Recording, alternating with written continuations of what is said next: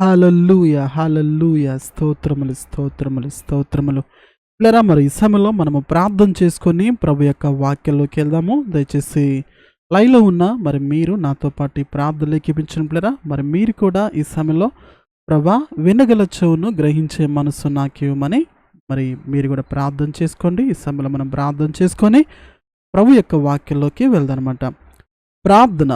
పరిశుద్ధుడా, ప్రేమ కనికరము గల పరమ తండ్రి, యేసయ్యా నీకు వందనాలు, నీకే స్తోత్రములు, నీకే మహిమ ఘనత ప్రభావములు, నీ పరిశుద్ధమైన ఘనమైన ఉన్నతమైన నామానికి స్తుతియు మహిమయు ఘనతయు ప్రభావములు చెల్లంగాక. గడిచిన దినములనియు గడిచిన రాత్రికాల సమయం అంతయు కూడా అన్నిట్లో మీరు మాకు తోడుగా ఉండి కాచి కాపాడి మరి మమ్మల్ని ఈ దినములోకి తీసుకొచ్చినందుకు వందనాలు, స్తోత్రములు కలుగునుగాక. తండ్రి మరి సమయంలో నీ వాక్యం ద్వారా మాతో మాట్లాడండి. వినగల చెవును గ్రహించే మనస్సు నీ బిడ్డలకు దయచేయండి అయ్యా. ప్రభా నీ చిత్తములో ఉన్న వారిని నడిపించమని ప్రార్థిస్తున్నాను. నీ మాటలు ఎవరు వినాలో, ఎవరు ఆలకించాలో, ఎవరికి ఈ మాటలు కావాలో వారందరూ నడిపించి నీ మాటలు వినే మనసును హృదయాలను వారికి ప్రసాదించమడుచున్నాను తండ్రి.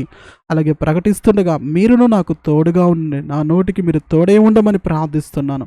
మీ మాటలు ప్రభా మరి జీవంగల మాటలు, ఆ మాటలే నాకును మీ బిడ్డలకి ఈ సమయంలో అందించమని ప్రార్థిస్తూ నేను ఈ మాటలు ప్రకటిస్తుండగా మీరు నాకు తోడే ఉండమని, వింటున్న నీ బిడ్డలకు కూడా మీరు తోడుగా ఉండమని ప్రభా మమ్మల్ని అందరూ మీ చేతులకు అప్పగించుకుంటూ యేసు నామములో అడిగి వేడుకుంటూ పొందుకున్నాం పరమ తండ్రి.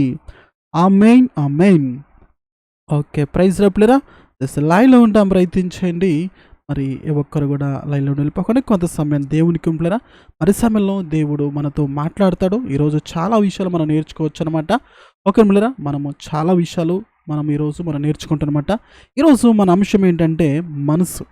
ఈరోజు మన అంశం ఏంటి? మనసు. ఒకవేళ మీరు రాసుకోగలిగితే మీ దగ్గర బుక్ కానీ ఉంటే రాసుకోవచ్చు, టైటిల్ పెట్టుకోవచ్చు అనమాట. ఈరోజు టైటిల్ ఏంటి, అంశం ఏంటంటే మనస్సు. ఈరోజు మనస్సు గురించి మనం చూస్తాం అనమాట. అవును పిల్లరా, చాలాసార్లు అంటారు నా మనసు బాగలేదండి. ఎలా ఉన్నావమ్మా, ఎలాగున్నావయ్యా అంటే నా మనసు ఎందుకో ఈరోజు బాగలేదు, లేకపోతే నా మనసు చాలా కృంగిపోయింది అని ఇలా చెప్తూ ఉంటాం. అయితే చాలా రకరకమైన మనసులు ఉన్నాయన్నమాట. ఎన్నో రకమైన మనసులు ఉన్నాయి. ఈరోజు మనము చూస్తే ఎన్ని మనసులు ఉన్నాయా అని అనిపించింది అనమాట. ఓకేనా? సో కాబట్టి లైవ్లో ఉంటాం, ప్రయత్నించేంలేరా. మనం దేవుని యొక్క వాక్యంలో నుంచి మనం అనేకమైన విషయాలు ఈరోజు మనము నేర్చుకుంటాము, తెలుసుకుంటాము. మరి మనకి ఎటువంటి మనసు ఉన్నది, మనం ఎలాంటి మనసు కలిగి ఉండాలి, ఎలాంటి మనసు ఉండకూడదో మనము దేవుని యొక్క వాక్యంలోంచి మనం చూద్దాం అనమాట. ఓకేనా? ఈరోజు మన అంశం ఏంటి? మనస్సు. ఓకేనా? ఆదికాండము 6వ అధ్యాయము 2వ వచనమాట. ఆదికాండము 6వ అధ్యాయం 2వ వచనమాట. దేవుని కుమారులు నరుల కుమార్తెలో చక్కని వారని చూసి వారందరిలో తమకు మనస్సు వచ్చిన స్త్రీలను వివాహము చేసుకొనరి. ఇక్కడ మొదటగా చూసిన మనస్సు ఏంటంటే తమకు మనస్సు వచ్చిన, అంటే తమకు అంటే వాళ్ళ ఇష్టమైన మనసు అనమాట. అంటే ఏ మనసు ఇది? ఇష్టమైన మనసు, అంటే తనకు నచ్చిన మనసు. అంతే, అంటే నాకు నచ్చింది అంతే అన్నట్టుమాట. అది దేవుడికి నచ్చిందా, ఇతరులకు నచ్చిందా లేదా అన్నది పక్కన పెడతారన్నమాట. అంటే కొంతమందికి ఎలాంటి మనసు ఉంటుందంటే వాళ్ళకి నచ్చితే చాలు, ఇక వాళ్ళకి నచ్చిందే రైట్ అన్నట్టుగా ఉంటారన్నమాట. సో కాబట్టి ఇక్కడ కూడా చూస్తే పిల్లరా, ఈ ఆది కాండంలో చూస్తే ఇక్కడున్న దేవుని కుమారులకు అన్న వాళ్ళు ఏ మనసు అంట వాళ్ళకున్నది? తమకు మనసుకు వచ్చిన, అంటే తమకి ఏ మనసులో అయితే కలిగి ఉన్నదో, అంటే ఏదైతే నచ్చిందో, ఏదైతే చక్కని వారు అనిపించిందో అదే మనసు కలిగి ఉన్నారు. అంటే వాళ్ళకి నచ్చిన మనసు అనమాట. చెప్పాలంటే నచ్చిన మనసు అనమాట.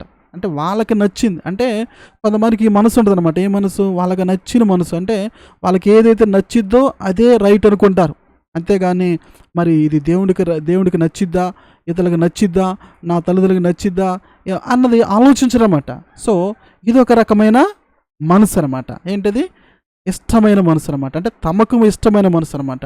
ఓకేనా? సో రెండోదిగా చూసినట్టయితే అది ఆదికాండము 16వ అధ్యాయం 6వ వచనం అనమాట. అందుకు అబ్రాము, ఇదిగో నీ దాసి నీ చేతిలో ఉన్నది, నీ మనస్సుకు వచ్చినట్లు దాన్ని చేయమని, ఏమన్నా పిల్లరా, నీ మనస్సుకు వచ్చినట్లు దాన్ని చేయమని శారాతో చెప్పాను. అంటే ఇదే మనసు అంటే శ్రమ పెట్టే మనసు. అంటే ఒకటి శ్రమ పెట్టే మనసు, రెండోదిగా తనకు మనస్సుకు ఏదనిపిస్తే అది చేసే మనసు అనమాట. అర్థంలేరా? కొంతమంది శ్రమ పెట్టే మనసు ఉంటుంది. ఇంకొకటి ఎలా ఉంటదంటే వాళ్ళకి మనసుకి ఏది చెయ్యాలనిపిస్తే అది చేస్తారన్నమాట. అర్థంలేరా? ఇందాకల మనం చూసిందేంది? వాళ్ళకి ఇష్టమైన మనసు. అంటే వాళ్ళకి ఏది నచ్చితే దాని ప్రకారం ఫాలో అవుతుంటారు. ఇదేంటిది? వాళ్ళకి మనసుకి ఏది అనిపిస్తే అది చేసే మనసనమాట. ఇక్కడ గూడా షారా, షారా దగ్గర దాసి ఉందనమాట. హాగర్ అనే ఆమె. ఆ యొక్క హాగర్‌కి ప్రెగ్నెన్సీ అయ్యిద్దనమాట. షారాయే తన భర్తకిచ్చిద్దనమాట పిల్లలు లేకపోతే. అలా ఇచ్చే లోపల ఈ యొక్క హాగరు తన యజమానురాలైన షారాని నీచంగా చూడటం ప్రారంభించిందనమాట. ఆ విషయాన్ని తీసుకొని అబ్రాహాముతో చెప్పింది. అప్పుడు చెప్తున్నమాట ఏమని? ఇదిగో నీ దాసి నీ చేతిలో ఉంది. నీకు మనస్సుకు వచ్చినట్లుగా దాన్ని చెయ్యమని షారాతో చెప్పాను. అర్థం పిల్లరా? ఈరోజు ఏం చేస్తారు పిల్లరా? మనస్సుకు వచ్చినట్లుగా చేస్తూ ఉన్నారు. మనకు మనసుకి ఏది వస్తే, ఏది చేయాలనిపిస్తే అది చేస్తున్నారే కానీ ఇది నేను చేస్తుంది రైటా, రాంగా, ఇతనికి మేలు కలిగిద్దా, సమాధానం కలిగిద్దా అని మనం చూడలేరా? ఎందుకంటే మన జీవితంలో కూడా మనకు మనసుకు కూడా ఏది అనేకమైన ఆలోచనలు వస్తూ ఉంటాయి. మన మనసులోకి అనేక తలాంపులు వస్తూ ఉంటాయి. అది వచ్చేది రైటా, రాంగా, లేకపోతే ఇతనికి నెమ్మది కలిగించిద్దా, సమాధానం కలిగించిద్దా అన్నది మనం చూసుకోవాలన్నమాట. ఇక్కడ చూస్తున్న మనసు ఏంటంటే మనసుకు వచ్చినట్టుగా చేసే మనసు అనమాట. అందుకే తనకు మనసుకి ఏమనిపించిందంటే ఆగని శ్రమ పెట్టాలనుకుందనమాట. కొంతమందికి ఎలాంటి మనసు అనమాట అంటే శ్రమ పెట్టే మనసు. ఏ మనసు పిల్లరా? మనసుకు వచ్చినట్టుగా చేసే మనసు ఎలాంటిదంటే శ్రమ పెట్టే మనసు అనమాట. ఈరోజు చాలామంది మనసులు ఎలా ఉంటాయంటే ఇతను శ్రమ పెడతా ఉంటారన్నమాట. నన్ను శ్రమ పెట్టింది కాబట్టి నేను శ్రమ పెట్టాలి, నన్ను గాయపరిచారు కాబట్టి నేను గాయపరచాలి, నన్ను అన్నారు కాబట్టి నేను అనాలన్నమాట. అటువంటి మనసు కలిగిన వారుగా ఈరోజు మనం చాలామంది చూస్తున్నాం. ఇక్కడ కూడా షారాయి కూడా అటువంటి మనసు ఉందన్నమాట. మరి ఈ మనసు మంచిదంటారా? అంటే మనకు మనసు శ్రమ పెట్టే మనసు అనేది కరెక్ట్ అంటారు పిల్లరా? కానీ కాదు. ఆ తర్వాత చూద్దాం. ఆది కాండము 34:3 అతని మనసు యాకోబు కుమార్తె దీనా మీద ఉండెను. ఎక్కడ ఉందంట? అతని మనస్సు ఇక్కడ ఒక యవనస్తును చూస్తున్నమాట. ఒక రాజుగారి కుమారుడు చూస్తున్నమాట. అతని మనసు ఎవరి మీద ఉందంట? దీనా. ఎవరు దీనా? యాకోబు కుమార్తె అనమాట. ఆమె మీద ఉంది. ఈరోజు చాలా మనసులు కూడా కొంతమంది మనసులు ఎలా ఉంటాయి అంటే అమ్మాయి మీద ఉంటాయి. కొంతమంది మనసులు అబ్బాయిల మీద ఉంటాయి. పెళ్లి కానీ వివాహం కానీ అమ్మాయిలు చూడంటారా? ఇక నా మనసు అబ్బాయికి ఇచ్చేసాను, నా మనసు అమ్మాయికి ఇచ్చేసాను, అతను తప్ప నేను ఎవరిని ఊహించుకోలేను. ఈ మధ్యకాల సమయంలో కూడా ఒక సహోదరి కూడా ఇలాగే ఫోన్ చేసి అన్నయ్య నేను ఒక అబ్బాయిని ప్రేమించాను, నా మనసు అతనికి ఇచ్చేసాను, అతను తప్ప నేను వేరే వ్యక్తి నా భర్తగా నేను స్వీకరించలేను, అంగీకరించలేను, అతనే నాకు గుర్తొస్తున్నాడు, అతనే నా హృదయంలో ఉంటున్నాడని ఇలా ఆ సహోదరి చెబుతూ వచ్చిందన్నమాట. ఇదేంటంటే పిల్లరా? అంటే ఇదొక మనసు అనమాట. ఈ మనసు ఏంటి? ఇతరుల మీద మనసు ఉంచే మనసు అనమాట. అతను పిల్లరా? ఏ మనసు? ఇతరుల మీద ఉంచే మనసు అనమాట. ఇప్పుడు తల్లి మీద మనసు ఉంచుకోవటం తప్పేం కాదు, భర్త మీద మనసు ఉంచడం తప్పేం కాదు. కానీ వివాహం కాకముందలే ఒక అమ్మాయి మీద మనసు ఉంచడం అది కరెక్ట్ కాదు పిల్లరా. ఒక వివాహం కాకుండానే ఒక అబ్బాయి మీద మనసు ఉంచడం అది కరెక్ట్ కాదు. వివాహం అయిన తర్వాత భర్త మీద మనసు ఉంచకుండా పరాయి పురుషుని మీద మనసు ఉంచడం అది కరెక్ట్ కాదనమాట. ఇక్కడ కూడా ఈ వ్యక్తి ఎవరి మీద ఉంచాడు? దీనా అనే ఆమె మీద, యాకోబు కుమార్తె మీద మనసు ఉంచాడనమాట. ఎవరి మీద ఉంచాడు పిల్లరా? దీనా కుమార్తె మీద మనసు ఉంచాడు. ఈరోజు చూడండి పిల్లరా, యవనస్తులు అవును కదా, ఎక్కడెక్కడో మనసు ఉంచుతున్నారు, ఎవరెవరి మీదో మనసు ఉంచుతా ఉన్నారన్నమాట. ఉంచాల్సిన వాటి మీద మనసు ఉంచకుండా, చదువుకోవాల్సిన వాటి మీద చదువు మీద మనసు ఉంచకుండా, టీచర్ మీద మనసు ఉంచకుండా, భవిష్యత్తు మీద మనసు ఉంచకుండా, అవును కదా, చాలామంది యవనస్తులు అమ్మాయి మీదనో అబ్బాయి మీదనో మనసు ఉంచి చాలామంది జీవితాలు పాడు చేసుకుంటున్నారన్నమాట. ఒక సంఘటన విన్నానమాట. ఇది జరిగిన సంఘటన అనమాట. అమ్మాయి బీఎస్సీ నర్సింగ్ చదువుకుంటుంది హైదరాబాద్లో. ఆ యొక్క చదువుకోవడానికి వెళ్ళే లోపల అక్కడ ఒక రూమ్లో అంటే హాస్టల్లో ఉందన్నమాట. కొంతకాలం హాస్టల్లో ఉంటూ అమ్మాయి అక్కడి నుంచి కాలేజీకి వెళ్తూ ఉందన్నమాట. వెళ్తున్నప్పుడు ఒక ఆటో డ్రైవరు ఆమెని దిగబెట్టడము, ఆమెను ఎక్కించుకోవటము, ఆమె కోసం ఎదురు చూడటము, ఆమెను తప్ప వేరే వారిని ఎక్కించుకోకపోవటం, ఇలా ఉండే లోపల ఆ అమ్మాయి ఏం చేసిందని పిల్లరా, ఇక అతన్ని ప్రేమించడం జరిగిందనమాట. అంటే తన మనసు ఆటో డ్రైవర్ మీద ఉందన్నమాట. ఆ విధంగా తన మనసు అంతా కూడా తన మీదనే ఉంచుకేసుకొని ఆఖరికి వివాహం చేసుకుంది. ఎవరికి చెప్పకుండా, ఇంట్లో తల్లిదండ్రులకు చెప్పలేదు. వారికి ఒక బ్రదర్ ఉన్నాడు, ఎంతో క్లోజ్గా మాట్లాడుకునే వాళ్ళంట, వాళ్ళ అన్నాను ఆ సహోదరి. మరి ఆఖరి కూడా తన అన్న కూడా చెప్పకుండా ఆ వ్యక్తితో వివాహం చేసుకొని ఆ, ఇక తల్లిదండ్రులతో మాట్లాడట్లేదు. తల్లిదండ్రులకు అనుమానం వచ్చిందనమాట. తల్లిదండ్రులు వేరే ప్రాంతాల్లో ఉంటున్నారు, ఆ అమ్మ హైదరాబాద్లో ఉంటుందన్నమాట. అంతకుముందులా ఆ వివాహం చేసుకోక ముందులు ఎంతో చక్కగా తన తల్లిదండ్రులతోటి వాళ్ళ అన్నతో ఎంతో చక్కగా మాట్లాడుతూ ఉండేదన్నమాట. కానీ రాను రాను రోజు కొద్దీ ఆ అబ్బాయికి దగ్గరే కొద్దీ ఇక తల్లిదండ్రులతో మాట్లాడటం తగ్గించిందనమాట. అటువంటి పరిస్థితిలో ప్లేరా తల్లిదండ్రులకి అనుమానం వచ్చింది. ఏమైపోయింది, మా కుమార్తె రోజు మాట్లాడుతుండేది, ఇప్పుడు మాట్లాడటం తగ్గిపోతూ ఉంది, ఎందుకు ఇలా మాట్లాడలేదు అన్న ఒక సందేహం కలిగింది. అలాగే వారి బ్రదర్ కూడా ఏమైపోయింది, మా సహోదరి సరిగా మాట్లాడలేదని అనుమానం వచ్చిందనమాట. అటువంటి పరిస్థితిలో మరి నేను హైదరాబాద్ వస్తాను అని చెప్తే వాళ్ళన్న వద్దులే ఏదో ఒకటి చెప్పి అని తప్పించుకునేదంట. అటువంటి పరిస్థితిలో చెప్పకుండా ఒకరోజు వాళ్ళ అన్న వెళ్ళాడంట. వెళ్ళే లోపల ఎక్కడైతే అడ్రస్ ఉందో ఆ అడ్రస్కి వెళ్ళి చూస్తే అక్కడ వారి యొక్క సహోదరు లేదు అని చెప్పడం జరిగింది. మరి ఎక్కడ ఉంటుంది, ఎక్కడికి వెళ్ళిందంటే ఎవరికి ఏమీ తెలియదు అంటూ వచ్చారు. అయితే వాళ్ళ యొక్క సహోదరి యొక్క ఒక ఫ్రెండ్, పాతకాల ఫ్రెండ్ ఉంటే ఆ అమ్మాయి వచ్చి, ఇదిగో మీ యొక్క సహోదరి గతంలో నన్ను రూమ్ చూసి పెట్టమంది, ఆ రూమ్లో ఉంటుంది అని పలానా అడ్రస్ చెప్పిందనమాట. ఆ అడ్రస్ ఎత్తుకొని వెళ్ళే లోపల వాళ్ళ చెల్లెని చూసే లోపల వాళ్ళ చెల్లె ఆమె యొక్క చేతుల్లో ఒక బాబుని ఎత్తుకొని ఉందంట. షాక్ అయ్యాడనమాట. షాక్ అయిపోయాడు, ఇదేంటి నా చెల్లె ఇలా ఉండమేంటి, ఇక్కడ చదువుకుంటుంది కదా, ఉద్యోగం చేయడానికి వచ్చింది కదా, ఇదేంటి అని చాలా షాక్ గురయ్యాడు పిల్ల. ఎందుకని తన మనసు చదువుకోవాల్సిన వాటి మీద చదువుకోవాల్సిన మీద చదువు మీద పెట్టకుండా ఒక ఆటో డ్రైవర్ మీద పెట్టి మనసు ఏం చేసిందంటే వివాహం చేసుకుంది. తల్లిదండ్రులు ఎంతో బాధపడతాం. ఇక్కడ కూడా పిల్లరా యవ్వన ప్రాయంలో చాలామంది మనసులు అమ్మాయిల మీదకి అబ్బాయిల మీదకి వెళ్తూ ఉన్నాయి. అర్థమంది పిల్లరా. ఇక్కడ కూడా చూసినట్లయితే యాకోబు కుమార్తె మీద అతను మనసు ఉంచాడనమాట. అతను పిల్లరా ఏం చేశాడు ఉంచి, అతడు ఆ చిన్నదాన్ని ప్రేమించి ఆమెతో ప్రీతిగా మాట్లాడి, అవునక పిల్లరా ఈరోజు మనసులు పారేసుకుంటా ఉన్నారన్నమాట. బైబిల్లో చూస్తే యేసోబు ఎవరి మీద మనసు పెట్టుకోలే, దానియేలు ఎవరి మీద మనసు పెట్టుకోలే, దావీదు ఎవరి మీద మనసు పెట్టుకోలే, వారు కూడా యవనస్తులే. సమూయేలు ఉన్నాడు, వాళ్ళు కూడా యవనస్తులే. వాళ్ళు ఎవరి మీద మనసు పెట్టుకోలే, ఏ అమ్మాయి మీద వారి మీద మనసులు పెట్టుకున్నమాట. ఎవరి మీద మనసులు పెట్టుకున్నారు, దేవుడి మీద మనసు పెట్టుకున్నారు. పిల్లరా యవ్వనంలో ఉన్నప్పుడు చాలా జాగ్రత్తగా ఉండాలి. ఎందుకంటే అమ్మాయిల మీదకి అబ్బాయిల మీదకి మనసు వెళ్తూ ఉంటుంది. అలాగే వివాహం అయిన తర్వాత కూడా జాగ్రత్తగా ఉండాలి పిల్లరా. భర్త కాకుండా పరాయి పురుషుల మీదకి వెళ్తూ ఉండదు. ఇదొక రకమైన మనసు అనమాట. అర్థమైంది పిల్లరా. సో ఆ తర్వాత వచ్చింది అనమాట. అది ఆదికాండము 41:8 వచ్చినమాట. తెల్లవారినప్పుడు అతని మనసు కలవరపడెను. ఏమైంది పిల్లరా, అతని మనసు కలవరపడెను. ఇది ఒక మనసు. ఏ మనసు అంటే కలవరపడే మనసు అనమాట. ఈ మనసు ఏ మనసు పిల్లరా, కలవరపడే మనసు. కొంతమంది కలవరపడిపోతూ ఉంటారు, అంటూ అమ్మో ఏమైపోద్దో, ఏం జరిగిద్దో, ఎలాగుంటుందో అని కలవరపడతా ఉంటారు. మీరు కూడా కలవరపడుతున్నారు పిల్లరా. అలా కలవరపడుతున్నారంటే అటువంటి మనసు మీకు ఉన్నదని అర్థం అనమాట. అది మీకైనా నాకైనా ఇది ఒక రకమైన మనసు అనమాట. ఏ మనసు, కలవరపడే మనసు అనమాట. ఇక్కడ కూడా ఫరోకి కళ వచ్చిందనమాట. ఆ కళ భావం చెప్పగలిగిన వారు ఎవరు లేరు. ఆ కళ ఎప్పుడైతే వచ్చిందో ఆ కళ వల్ల తనకేమైందంటే తన మనసు అంతా కూడా కలవరపడిపోయింది.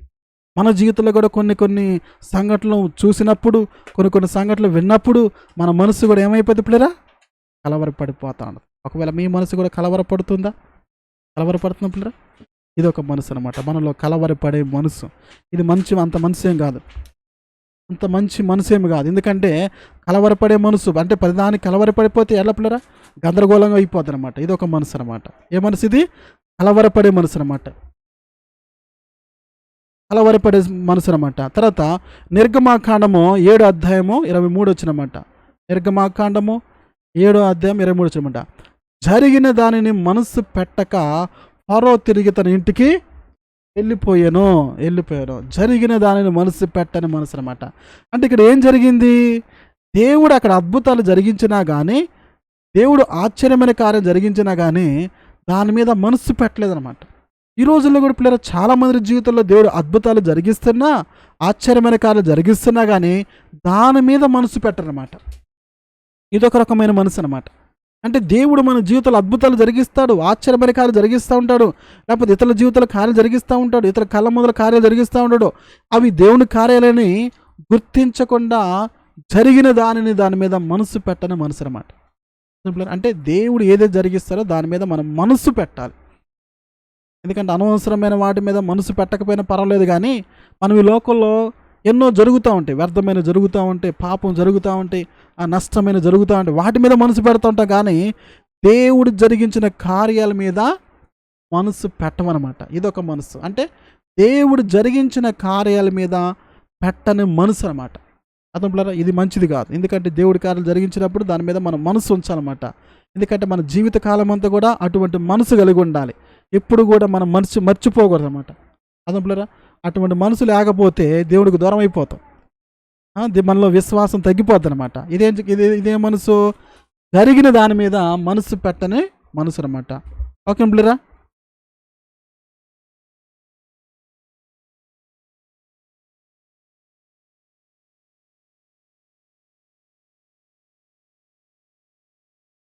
హల్లెలూయా, స్తోత్రములు. ఆ తర్వాత నిర్గమాకాండము 13:10 వచ్చినమాట. నిర్గమాకాండము 13:10 అనమాట. ఫరో మనల్ని పోనీయకుండా తన మనసును కఠినపరుచుకొనగా. ఇదే మనసు అంటే కఠినమైన మనసు అనమాట. ఏ మనసు పిల్లరా? కఠినమైన మనసు అనమాట. ఇది ఎవరి మనసు? ఫరో మనసు అనమాట. ఫరో కఠినం చేసుకున్నాడు. ఏ సందర్భంలో చేసుకున్నాడు? దేవుడు అద్భుతాలు చేసిన, ఆశ్చర్యమైన కార్యాలు జరిగించిన, తన ప్రజల్ని, ఇజ్రాయెల్ ప్రజలు పంపించమంటే ఎన్ని అద్భుతాలు చేసినా, ఎన్ని ఆశ్చర్యమైన కార్యం చేసినా కానీ అస్సలు ఆ కాసేపే అనుకునేవాడు, మరలా తర్వాత తన మనసును కఠినం చేసుకునే మనసు అనమాట. ఈ రోజుల్లో చాలామంది పిల్లరా కఠినమైన మనసు కలిగి ఉంటా ఉన్నారు. ఇరుగు పొరుగు వారి పట్ల కఠినమైన మనసు, భర్త పట్ల కఠినమైన మనసు, భార్య పట్ల కఠినమైన మనసు, ఇరుగు పొరుగు వారి పట్ల కఠినమైన మనసు. అవును కదా, కఠినమైన మనసు. ఈ మనసు మంచిది కాదు. ఈ మనసు వల్ల మనకి నష్టం జరిగింది తప్ప మేలేం జరగదు. ఎందుకంటే పిల్లరా, ఒకవేళ భార్య భర్తల మీద ఏదైనా గొడవ వచ్చింది అనుకోండి, ఇక భార్య అలాగే కఠినంగా ఉంటుంది, భర్త అలాగే కఠినంగా ఉంటాడు. అలాగే ఇరుగు పొరుగు వాళ్ళ మధ్య ఏదైనా చిన్నపాటి సమస్య వస్తే అట్లాగే కఠినంగా ఉంటారన్నమాట. మరి ఏ మనసు కలిగి ఉన్నారు పిల్లరా? మీకున్నదా కఠినమైన మనసు? ఉంటున్నారా మీరు కూడా కఠినంగా? కొంతమంది ఇతరుల పట్ల కఠినంగా ఉంటారన్నమాట. చూడండి పిల్లరా, డాక్టర్లు కూడా మనుషుల పట్ల కఠినంగా ఉంటారు. మీరు ఎంత గడితేనే మేము ఆపరేషన్ చేస్తాము, ఎంత ఇస్తేనే అని మేము ఇది చేస్తాము, ఎంత ఇస్తేనే హాస్పిటల్లో జాయిన్ చేయించుకుంటాం, ఎంత ఇస్తేనే బాడీని ఇస్తామని కఠినమైన మనసు. ఈ రోజుల్లో చాలా మందిలో ఇటువంటి మనసు ఉంది పిల్లరా. ఏ మనసు? కఠినమైన మనసు అనమాట. అంటే ఎదుటి వాళ్ళు బాధపడుతున్నా, ఎదుటి వాళ్ళు ఏడుస్తున్నా, ఎదుటి వాళ్ళు రోధిస్తున్నా, ఎదుటి వాళ్ళు ఇబ్బందులో ఉన్నా, ఎదుటి వాళ్ళు రోగములో ఉన్నా, ఎదుటి వాళ్ళు నష్టములో ఉన్నా కానీ వీళ్ళ మనసు మాత్రం కరగదు. ఇలాంటి మనసు ఎవరిదంటే కఠినమైన మనసు. దేవుడు అటువంటి మనసు మనకి ఇవ్వలేదు పిల్లరా. దేవుని బిడ్డలపైన మనలో అటువంటి మనసు ఉండకూడదు. ఈ మనసు ఎవరిదంటే సాతాను గారి మనసు చెప్పాల్సిందే. కఠినమైన మనసు ఎవరిదో తెలుసా పిల్లరా? సాతాను గాడు. వాడికి మన పట్ల జాలి గల మనసు ఉండదు, మన పట్ల ప్రేమ గల మనసు ఉండదు వాడికి. ఏ మనసు వాడిది? కఠినమైన మనసు. మనం నరకం పోదామని తెలిసినా కానీ, మన పాపంలో పడ్డదామని తెలిసినా కానీ వాడు మన ద్వారా పాపం చేయించడానికి, అపవిత్రమైన కార్యం జరిగించడానికి చేస్తూ ఉంటాడు. కాబట్టి పిల్లరా, ఈ కఠినమైన మనసు నీలో నాలో ఉండకూడదు. ప్రాముఖ్యంగా దేవుని బిడ్డలమైన నీలో నాలో ఉండకూడదు. ఏముండాలి? సమాధానపరచు మనసు ఉండాలి. అర్థమైందా? కఠినమైన మనసు. కాబట్టి పిల్లరా, ఈ కఠినమైన మనసు ఎవరికైతే ఉంటుంది పిల్లరా, వారి మూలముగా వారికి నెమ్మది ఉండదో ఇతరులకు కూడా నెమ్మది ఉండదు. ఒకవేళ నీ భర్తకు కఠినంగా ఉందనుకో, నీ భర్త కఠినమైన మనసు ఉందనుకో, అతని మూలముగా నీకు నెమ్మది ఉండదు, అతనికి నెమ్మది ఉండదు. ఒకవేళ నీ భార్యకి కఠినమైన మనసు ఉందనుకో, ఆమెకి నెమ్మది ఉండదు, నీకు నెమ్మది ఉండదు. ఒకవేళ నీ తండ్రికి కఠినమైన మనసు ఉందనుకో, నీకు నెమ్మది ఉండదు, అతనికి నెమ్మది ఉండదు. ఒకవేళ నువ్వు పని చేసే చోట యజమానులు కఠినంగా ఉన్నారనుకో, అక్కడ నీకును నెమ్మది, సమాధానం ఉండదు. అర్థంలో ఇలా ఎక్కడైనా చూసుకుంటే ఈ మనసు అనేది మంచిది కాదు. అందుకే ఫరో మనల్ని పోనీయకుండా తన మనసు కఠినపరుచుకొనగా ఏం చేయలేపులేరా? కఠినమైన మనసు. ఈ మనసు వల్ల ఏం చేయట్లేదు? ప్రజలను పోనీయట్లేదు అనమాట. ఏం పోనీట్లా? ప్రజలను పోనీట్లా. దేవుడు ఒక పక్క నా ప్రజలను వెళ్ళనివ్వు అని చెప్తుంటే, ఒక పక్క మరొక అద్భుతమైన కార్యాలు జరిగిస్తున్నా కానీ, ఇవన్నీ చూసినా కానీ ప్రజలను పోనీట్లా పిల్లలు. ఎంతగా కఠినపరుచుకున్నాడంటే ఐగుప్తు దేశంలో తొలిచూలు పిల్లలు చచ్చిపోయేంత వరకు కూడా తన మనసు మారల. అదే పిల్లరా, కొంతమంది మనసులు అలాగే ఉంటున్నారా, ప్రాణాలు పోయేంత వరకు మనసు మారనే మారదు. కఠినమైన మనసు. ఎవరైనా కోల్పోయేంత వరకు కూడా మనసు మారనే మారదు. ఎంత కఠినంగా ఉంటారు. చాలా మంటా ఉంటారు, ఏమంటే ఆ మనిషి చాలా కఠినుడండి, చాలా క్రూరుడండి, కనీసం జాలి లేదండి అంటా ఉంటారు. నిజమే పిల్లరా, ఇది ఒక రకమైన మనసు. ఏ మనసు ఇది?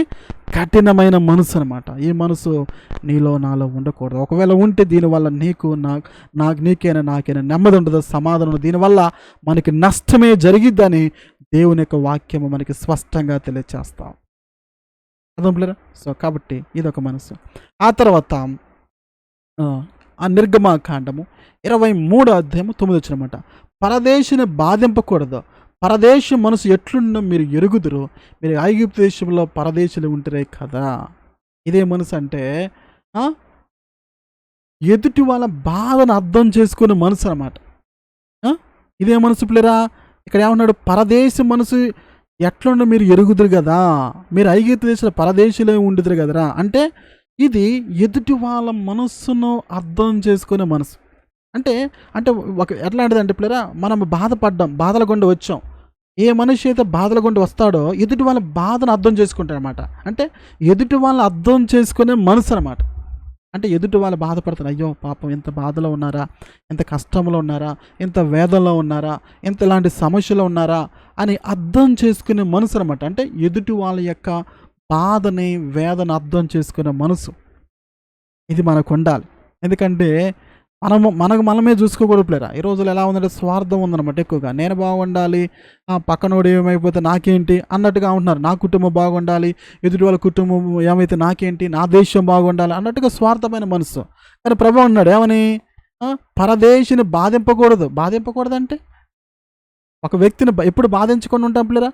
అతను మనసు అర్థం చేసుకోవాలి. అది ఎదుటి వాళ్ళ యొక్క మనసును అర్థం చేసుకోగలిగితే, ఎదుటి వాళ్ళని ప్రేమించగలిగితే మనం బాధ పెట్టలేం. వీడు పొరుగుడు కదా, పరాయి దేశోడు కదా, వీడికి ఇక్కడ ఎవడూ లేడు కదా, ఇక్కడ ఎవరూ లేరు కదా అనుకొని కొంతమంది వాళ్ళని బాధిస్తూ ఉంటారు. కానీ ప్రభు అంటున్నాడు, పరదేశ మనసు ఎట్లుండనో మీరు ఎరుగుదురు. అంటే పరదేశ మనసు ఎలా ఉంటుంది? వీళ్ళు పరదేశంలో ఉన్నారు ఒకప్పుడు. ఇజ్రాయేల్ ప్రజలు ఎక్కడున్నారు? ఐగుప్తు దేశంలో ఉన్నారన్నమాట. వాళ్ళ మనసు ఎలా ఉంటుంది? ఎంతో బాధలో ఉన్నారు. అప్పుడు ఐగుప్తు దేశంలో ఎలా ఉన్నప్పుడారా? బాధలో, వేదనలో, కన్నీటిలో, దుఃఖములో, మరణంలో ఉన్నారన్నమాట. అయ్యో మమ్మల్ని ఎవరు ఇడిపిస్తారని ఉన్నారన్నమాట. నిజంగా పిల్లరా, ఒక వ్యక్తి ఈ దేశం కానీ పరాయి దేశాలకు వెళ్ళినప్పుడు అతని మనసు ఎలా ఉంటుంది చెప్పండి?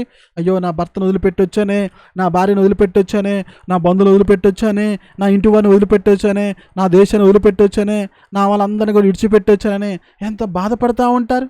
అలా బాధలో ఉన్నవాడిని కూడా బాధ పెడతా ఉంటారు అన్నమాట. అర్థం పిల్లరా? సో కాబట్టి ఎదుటి వాళ్ళని మనసు మనం అర్థం చేసుకోవాలి. అర్థం పిల్లరా? అంటే పరదేశులు అంటే ఎదుటి వాళ్ళు కాబట్టి మనం అర్థం చేసుకునే మనసు మనకు ఉండాలి. ఉన్నదా పిల్లరా? ఎదుటి వాళ్ళ కష్టాలని, ఎదుటి వాళ్ళ బాధల్ని కనీసం వాళ్ళకి శ్రమ పెట్టకపోయినా పిల్లరా, అంటే వాళ్ళకి కీడు చేయకుండా ఉంటే మంచిది, వాళ్ళకి మేలు చేయకపోయినా కానీ అలాంటి మనసు మనకు ఉండాలి. ఓకేనా? ఆ తర్వాత చూద్దాం. సంఖ్యాకాండము 5వ అధ్యాయం 14 వచ్చినమాట. సంఖ్యాకాండము 5వ అధ్యాయం 14 వచ్చినమాట. వాని మనసులో రోషము పుట్టి అని ఉందన్నమాట. ఇదే మనసు అంటే రోషము గల మనసు అనమాట. ఇదే మనసు పిల్లరా, రోషం గల మనసు. కొంతమందికి రోషం వస్తుంది కదా, రోషం వస్తుంది. ఒక మాట అంటే ఎక్కలేని రోషం వస్తుంది. అది ఆడవాళ్ళకి కానీ, మగవాళ్ళకి కానీ, చిన్నపిల్లలు కానీ, పెద్దవాళ్ళకి కానీ. అబ్బో, రోషం గల మనసు అనమాట. ఉందా పిల్లరా మీకు రోషం? ఉందా? రోషం గల మనసు అనమాట. భర్త ఏదన్నా అంటే చాలు, భార్య ఆగదనమాట. భార్య ఏదైనా అంటే చాలు అనమాట. భర్తకి ఎక్కలేని రోషం అనమాట. ఎవరైనా అంటే చాలు, మా ఇంట్లోనే మా అమ్మ అంటే నేను ఒప్పుకోలేదు, మా ఇంట్లో మా నాన్న అంటే ఒప్పుకోలేదు, నువ్వంటే నేను ఒప్పుకుంటానా, నువ్వంటే నేను పడతానా, నువ్వంటే నేను సహిస్తానా అన్న రోషం గల మనసు పిల్ల. రోషం ఉండటం తప్పేం కాదు కానీ పిల్లరా, అది ఎక్కడ ఉండాలో అక్కడ ఉంటే మంచిది. ఏ విషయంలో ఉండాలో ఆ విషయంలో ఉంటే మంచిది. కానీ భర్త ఏదో అన్నాడని రోషం బాగూడదు అనమాట. ఈ మధ్యకాల సమయంలో కూడా నేను ఒక సంఘటన విన్నానమాట. వారికి వివాహం అయింది, ఎంతో చక్కగా భార్య భర్తలో జీవితాన్ని గడుపుతున్నారనమాట. 1 సంవత్సరం గడిచిందనమాట. అయితే ఆ యొక్క సహోదరి వివాహానికి ముందల తాగే వాళ్ళంటే అసహ్యం అనమాట. వాళ్ళ ఇంట్లో కూడా వాళ్ళ నాన్న తాగుతారన్నమాట. తాగే వాళ్ళని చూస్తే ఎక్కలేని భయం కలిగిద్దంట. అయితే వివాహం చేసుకోబోతున్న ఆ అబ్బాయితోటి ముందుగానే చెప్పింది అనమాట, తాగే వాళ్ళంటే నాకు ఇష్టం లేదు, నువ్వు తాగవు కదా అంటే నేను తాగనని చెప్పాడంట. అయితే బాగానే గడిచిపోతుంది, 1 సంవత్సరం వరకు ముందుగానే చెప్పింది. అయితే ఆ వ్యక్తి మరి జాబ్ చేస్తా ఉన్నాడు. జాబ్లో అక్కడ అనుకోకుండా సడన్గా అక్కడ పార్టీ ఇచ్చారంటే ఆ పార్టీలో తాగాల్సిన పరిస్థితి వచ్చింది. తాగి ఇంటికి తూలుతూ కింద పడిపోయే విధంగా వచ్చాడంట. అది చూసే లోపల ఆమెకి ఎక్కలేని రోషం వచ్చిందనమాట. నాతో ఏం చెప్పావు, వివాహం ముందల నేను ఇలా చెప్పాను కదా, తాగుబోతులంటే తాగటం అంటే నాకు ఇష్టం లేదు కానీ చెప్పాను కదా, నువ్వేం చెప్పావు, తాగనని చెప్పావు కదా, ఈరోజు తాగొస్తావన్నా ఎప్పుడు అతను తాగి రావటం చూసింది పిల్లరా, ఎక్కలేని రోషం వచ్చి ఆ రోడ్డు మీద కాలర్ పట్టుకుందంట. అర్థం పిల్లరా, ఇది జరిగిన సంఘటన పిల్లరా. అక్కడ రోడ్డు మీదనే కాలర్ పట్టుకొని ఒకటి కొట్టిందంట భర్తని. రోషం అనమాట. ఎందుకని? తాగొచ్చాడనే రోషం అనమాట. ఏమైంది? అక్కడి నుంచి వెంటనే తన సహోదరికి ఫోన్ చేసింది. వెంటనే వాళ్ళ బ్రదరు ఒక 10 మందిని మనుషులు పట్టుకొని వచ్చానమాట.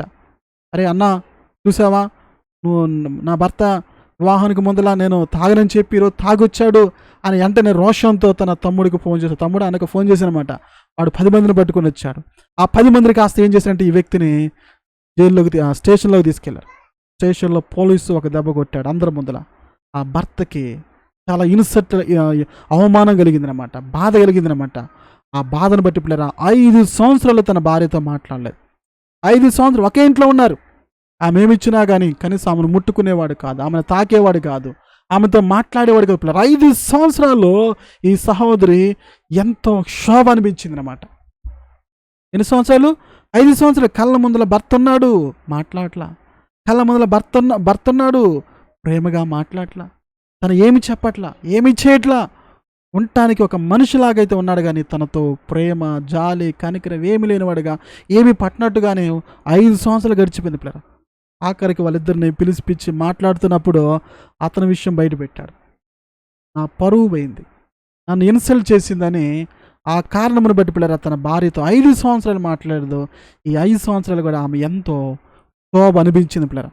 తెలుసా పిల్లరా, కళ్ళ ముందుల భర్త ఉండి కూడా ఎంతో శోభ. భర్త లేని వాళ్ళు ఎంతో బాధపడుతున్న వాళ్ళు ఉన్నారు. భర్త ఉన్నాడు, మాట్లాడలేదు. భర్త ఉన్నాడు, ప్రేమగా చూడట్లేదు. భర్త ఉన్నాడు, దగ్గర రావట్లేదు. ఎంత బాధ ఉంది పిల్లలు, చెప్పండి. ఉంటుందంటారా? ఉండదంటారా? చెప్పండి పిల్లరా. అలాంటి బాధ అనిపించింది. ఎందుకు తెలుసా? రోషం తెచ్చుకుందనమాట. ఏదో భర్త తాగొచ్చాను పిల్లరా. అందుకే కొంతమందికి రోషం గల మనసు ఉండదు అనమాట. ఏ విషయంలో రోషం ఉండాలి తెలుసా పిల్లరా? పాప విషయంలో రోషం ఉండాలి. అర్థమైపోయి పిల్లలు, నేను ఈ పాపం చేయను అన్న విషయంలో రోషం ఉండాలి కానీ అపవిత్రమైన వాటి మీద మనకు రోషం ఉండకూడదు. కొన్ని విషయాల్లో మనం రోషాన్ని విడిచిపెట్టాలి. కొంతమందికి ఎక్కర్లేని రోషం వస్తుంది. ఏ విషయాల్లో రోషం ఉండాలో ఆ విషయాల్లో మనకు రోషం ఉంటే మంచిది పిల్లరా. ఉండాల్సిన వాటిలో మనకు రోషం ఉండాలి. ఉండకూడని వాటిలో మనకు రోషం ఉంటే పిల్లరా మన జీవితమే పాడైపోతుంది. భర్త చూసి తాగి రాగానే సరే ఇంట్లోకి వచ్చిన తర్వాత అడగొచ్చు కదా, ఏమండి ఎందుకు తాగొచ్చారు, మీరు ఏం చెప్పారు నాకు అని అడిగి మాట్లాడుకుంటే ఎంత బాగుండేదే. సరే తన భర్త ఏం చెప్పాడో విని దాని ప్రకారంగా ఉండి కనీసం 1-2 సార్లు చూడాలి కదా. చూడకుండా రోడ్డు మీద నిలబెట్టి కాళ్ళు పట్టుకుందని పిల్లరా. ఆలోచన పిల్లరా, ఎంత దారుణం కదా, ఎంత దారుణం పిల్లరా. భర్త పట్టుకుని నడు వీధిలో ఏం చేసేది, నిలబెట్టి కాళ్ళను పట్టుకుందంట. అతనికి రోషం రాదా? అందువల్ల నష్టపోయిన పిల్లలు. అందుకే పిల్లలు కొంతమంది ఎక్కడ రోషం కలిగి ఉండాలో అక్కడ రోషం ఉండరు. చాలామంది భార్య ఏదో అందని రోషం తెచ్చుకొని కొట్టిన వాళ్ళు ఉన్నారు కదా, భర్తలు కూడా. అలాగే భర్త ఏదన్నాడని భార్య కూడా రోషం తెచ్చుకొని నేను ఎందుకు ఉండాలి ఈ వ్యక్తితో అని భర్తను వదిలిపెట్టిన వాళ్ళు అనుకున్నారా? లేరా? సమాజంలో తినదానికి రోషము నేను ఎందుకు ఒక మాట పడతాను, భర్త ఏదనంటే భార్య మాట పడదు, భార్య ఏదనంటే భర్త ఒక మాట పడదు. ఎందుకంటే రోషము. ఈరోజు చాలా కుటుంబాలు విడిపడాల కారణం ఏంటి పిల్లలు తెలుసా? రోషము పౌరుషం అనమాట. ఒక్కొక్కరికి రోషము అదే పిల్లరా. అందుకే రోషం గల మనసు ఇదొక మనసు అనమాట. అందుకే పిల్లరా రోషము. ఏ విషయంలో రోషం ఉండాలి? పాపం జరుగుతున్నప్పుడు రోషం ఉండాలన్నమాట. అందుకే మీకు చూపిస్తాను చూడండి పిల్లరా. కీర్తన గ్రంథము మీకు ఇక్కడ చూపిస్తారన్నమాట. కీర్తన గ్రంథము 119 అధ్యాయము 53 వచ్చినమాట. నీ ధర్మశాస్త్రం విడిచి నడుచున్న భక్తిని చూడగా నాకు అధిక రోషం పుట్టుచున్నదనమాట. ఎవరికి రోషం కలుగుతుంది? ఏ విషయంలో రోషం కలుగుతూ ఉంది? భక్తిహీనులు చూసినప్పుడు రోషం కలుగుతుంది అనమాట. భక్తిహీనులు ఏం చేస్తున్నారు పిల్లరా? ఏం చేస్తా ఉన్నారు? ధర్మశాస్త్రము విడిచి తిరుగుతున్నారన్నమాట. ధర్మశాస్త్రం అంటే దేవుని వాక్యాన్ని విడిచి ఇష్టానుసారంగా జీవిస్తూ ఉన్నారన్నమాట. అర్థంలేరా? అందుకు అన్నమాట. అంటే పాపం జరుగుతున్నప్పుడు, పాపము చూసినప్పుడు భక్తుడికి రోషం కలుగుతూ ఉంది. ఒక క్రైస్తవుడికి ఒక విశ్వాసికి, ఒక దేవుని సేవకుడికి ఏ విషయంలో రోషం కలగాలంటే ప్రజలు తప్పు చేస్తున్నప్పుడు, ప్రజలు పాపం చేస్తున్నప్పుడు, ప్రజలు పాపంలో జీవిస్తున్నప్పుడు రోషం రావాలి పిల్లరా. అర్థమవుతుందా? ఏ విషయంలో రోషం రావాలి? పాపం జరుగుతున్నప్పుడు, అయ్యో ఈ ప్రజలు పాపం చేస్తున్నారే, ఈ ప్రజలు ఇలా జీవిస్తున్నారే అనే రోషం రావాలి. వస్తుందా రోషము? పాప విషయంలో రోషం రావాలి తప్ప కానీ అనవసరమైన వాటి విషయంలో రోషం తెచ్చుకుంటే నష్టపోయేది నువ్వు నేనే పిల్లరా. బైబిల్లో చూడండి పిల్లరా, దేవుడు కూడా ఒక సందర్భం ఆయనకు కూడా రోషం వస్తుంది. మన దేవుడు ఎలాంటి తెలుసా పిల్లరా? రోషం గల దేవుడు. మన దేవుడు ఎలాంటి దేవుడు? రోషం గల దేవుడు అనమాట. అందుకే చూడండి ఇక్కడ దేవుడు కూడా ఏ విషయంలో రోషం తెచ్చుకుంటే తెలుసా? మొదటి రాజుల గ్రంథము 14వ అధ్యాయము 22 వచ్చినమాట. మొదటి రాజుల గ్రంథము 14:22 అనమాట. ఇక్కడ ఏముందనమాట? యూదా వారు యెహోవా దృష్టికి కీడు చేసి తమ పితరులు చేసిన దాని అంతటిని మించినట్లుగా పాపము చేయించు ఆయనకు రోషము పుట్టించిరి. అంటే ఎవరైతే పాపం చేస్తారో దేవునికి ఏం పుట్టిస్తారు పిల్లరా? రోషాన్ని పుట్టిస్తారన్నమాట. అంటే కోపాన్ని కలుగు చేస్తారన్నమాట. అదే పిల్లరా, అవును కదా. రోషము అంటే అధిక కోపము. కోపము ఇంకా అధిక కోపం అన్నమాట. అధిక కోపము అంటే మనం ఎప్పుడైతే పాపం చేస్తామో దేవుడు కూడా ఏం కలిగిద్ది పిల్లరా? రోషము కలిగిద్ది. అర్థమైందా? పాపం చేసినప్పుడు. ఇంకా మనం చూసినట్లయితే ఇంకా చాలా ఉన్నాయన్నమాట. కీర్తన గ్రంథము 78 అధ్యాయం 58 చూసినట్టు పిల్లరా, కీర్తన గ్రంథము 78:58 వచ్చినమాట. హల్లెలూయా. కీర్తన గ్రంథము 78 అధ్యాయం 58 వచ్చినమాట. వారు ఉన్నత స్థలములు కొట్టి ఆయనకు కోపం పుట్టించిరి, విగ్రహములు పెట్టుకొని ఆయనకు రోషము కలుగు చేసిరి. అంటే పాపం చేసినప్పుడు దేవునికి రోషం కలిగిద్ది. మనం విగ్రహాలు పెట్టుకున్నప్పుడు, విగ్రహారం చేసినప్పుడు దేవునికి రోషం కలిగిద్ది. అలాగే ఉన్నత స్థలములు కట్టినప్పుడు, ఉన్నత స్థలములు అంటే పర్వతాల మీద మరి వాళ్ళు బలిపీఠాలు కట్టారనమాట ఇజ్రాయెల్ ప్రజలు. దానివల్ల కూడా దేవునికి ఏం కలిగిందంటే కోపం కలిగిద్ది అనమాట. అదంపులరా. అందుకే బైబిల్ కూడా సామెతలు కూడా ఒక మాట ఉందన్నమాట. సామెతల గ్రంథము 27:4 వచ్చినమాట. సామెతల గ్రంథము 27:4 వచ్చిన మనం చూసినట్టయితే మీకు చూపిస్తానమాట. క్రోధము క్రూరమైనది, కోపము వరద వలె పొర్లునది, రోషము ఎదుట ఎవడు నిలవగలడు. కోపం ఎలా పొర్లిద్ది అంటే పిల్లరా? వరదలు ఎప్పుడు వస్తూ ఉంటాయి? జనరల్గా వర్షాకాలం వచ్చినప్పుడు ఎక్కువగా వరదలు వస్తూ ఉంటాయి అన్నమాట. ఈ వరదలు వచ్చినప్పుడు చూడండి పిల్లరా, కొన్ని బిల్డింగ్లు కొట్టుకొని పోతూ ఉంటాయి, చెట్లు కొట్టుకొని పోతూ ఉంటాయి, ఊళ్ళో కొట్టుకొని పోతూ ఉంటాయి. అవును కదా, వరదలు వచ్చినప్పుడు అనమాట. అంటే కోపం కూడా ఎలా ఉంటుందంట? వరద వరలే పొల్లుతుందంట, రోషం ఎదుట ఎవడు నిలవగలడు. పిల్లరా, కాబట్టి ఇదొక మనసు. ఏ మనసు? రోషం గల మనసు. ఉన్నదా మీకు రోషం? ఏ విషయంలో రోషం ఉంది పిల్లరా? ఉన్నదా? ఏ విషయంలో మీరు రోషం తెచ్చుకుంటున్నారు? ఏ విషయంలో రోషం తెచ్చుకున్న పిల్లరా? పాప విషయంలో రోషం తెచ్చుకోవాలన్నమాట. అర్థమైంది పిల్లరా? ఎవరో ఏదైనా ఒక మాట అనుకోతాయి, భర్త ఒక మాట అన్నాడు, భార్య ఏదైనా మాట తగ్గొచ్చు, ఏం కాదు. కొన్ని విషయాల్లో రోషం తెచ్చుకో. ఇప్పుడు యేసయ్యను కూడా ఎన్నో మాటలు అన్నారు పిల్లరా, ఆయన కూడా రోషం తెచ్చుకోవచ్చు కదా. నేను రోషం గల దేవుడిని అన్నాడు కదా. మరి యేసయ్యని కూడా ఎన్నో నేరాలు, యేసయ్య ఏ నేరం చేయకపోయినా, ఏ పాపం చేయకపోయినా అని ఆయనని ఎన్నో మాటలు అంటూ వచ్చారు. నువ్వు పాపులకు స్నేహితుడు అని యేసయ్యని అనేకమైన నువ్వు అనేకమైన మాటలు ఆయన్ని అపహాస్యం చేస్తూ వచ్చారన్నమాట. అన్ని మాటలు అన్నా కానీ పిల్లరా ప్రభు రోషం తెచ్చుకోవాలి. మరి మనము ఎవరో ఒక మాట అంటే మనకి ఎక్కలేని కోపం వస్తూ ఉంది కదా మనందరికి కూడా కదా. దేవుడు రోషం గల దేవుడు, కానీ ఆయనకంటే మనం ఎక్కువ రోషపడతా ఉంటాం. అవును కదా పిల్లరా? ఎక్కడ రోషం కలిగి ఉండాలో అక్కడ రోషం ఉండకూడని వాటిని ఉండి ఏం చేసుకుంటున్నాం పిల్లరా? జీవితాలను పాడు చేసుకుంటాం. ఎంతోమంది కుటుంబాలు పిల్లరా రోషమే. అందుకే పిల్లరా, ఏ మనసు ఇది? ఏ మనసు పిల్లరా? రోషము గల మనసు అనమాట. ఉన్నదా పిల్లరా మీకు? ఒకవేళ అలాంటి మనసు ఉంటే తీసేసుకోవాలన్నమాట. ప్రభా, నేను పాప విషయంలో మాత్రమే రోషం కలిగి ఉండాలయ్యా, నీ విషయంలో మాత్రమే రోషం కలిగి ఉండాలయ్యా. నాకు నా భర్త దగ్గరను, నా భార్య దగ్గరను, నా బిడ్డల దగ్గరను, ఇరుగు పొరుగు వారి దగ్గరను, సంఘములోనూ, దేవుని సేవకు దగ్గర రోషం కలిగి ఉండకుండా సమాధాన గల మనసు, దేన మనసు నాకు ఇవ్వండి అని మనం అడగాలి పిల్లలు. అర్థమవుతుందా? ఆ తర్వాత చూద్దామన్నమాట. అదే నిర్గమాకాండము 14:24 వచ్చినమాట. నా సేవకుడైన కాలేబు మంచి మనస్సు కలిగి. ఏ మనసు అంటే ఇది? మంచి మనస్సు. అదుపులేరా మంచి మనసు అనమాట. ఇది ఎవరికుంది? కాలేబుకుందనమాట. దేవుడు చెప్తాడనమాట కాలేబు గురించి, నా సేవకుడైన కాలేబు మంచి మనసు కలిగి అని చెప్తానమాట. ఇది ఒక మనసు. ఏ మనసు ఇది? మంచి మనసు పిల్లరా. మనందరూ కూడా మంచి మనసు ఉండాలి. ఏ మనసు ఉండాలి? మంచి మనసు ఉండాలి. ఉన్నదా ప్రియమైన సహోదరు, నీకు మంచి మనసు ఉంటే నీ ఆలోచనలు కూడా మంచిగా ఉంటాయి. నీకు మంచి మనసు ఉంటే నీ చూపులు కూడా మంచిగా ఉంటాయి. నీకు మంచి మనసు ఉంటే నీ మాట కూడా మంచిగా ఉంటుంది. నీకు మంచి మనసు ఉంటే నీ ప్రవర్తన కూడా మంచిగా ఉంటుంది. నీకు మంచి మనసు ఉంటే దేవుడు కూడా మెచ్చుకుంటాడు నిన్నైనా నన్నైనా. అందుకే కాలేబుకి ఏ మనసు ఉందంటే మంచి మనసు కలిగిన వాడు. అందుకే ఏం చేశాడు? పూర్ణ మనసుతో నన్ను అనుసరించిన ఏతువు చేత అతడు పోయిన దేశంలో అతను ప్రవేశపెట్టేదను అంటున్నాడు దేవుడు. అంటే ఈ కాలేబుకి మంచి మనసు ఉంది కాబట్టి దేవుణ్ణి పూర్ణ మనసుతో అనుసరించాడనమాట. అర్థంలేరా? మంచి మనసు లేకపోతే మనం ఎదుటి వాళ్ళని అర్థం చేసుకోలేం. ఈ రోజుల్లో మంచి మనసు లేపులేరా. ఏ మనసు ఉంది? చెడు మనసు ఉంది.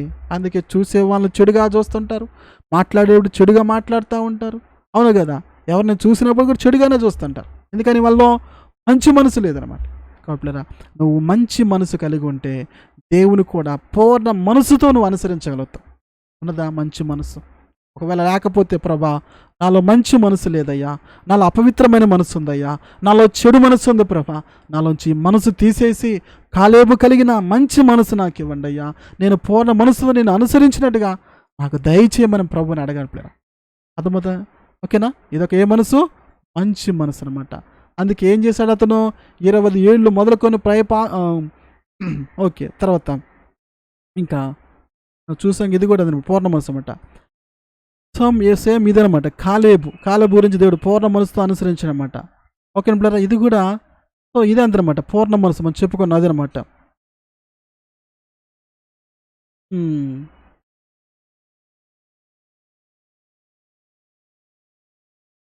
ఓకే, ఇవన్నీ కూడా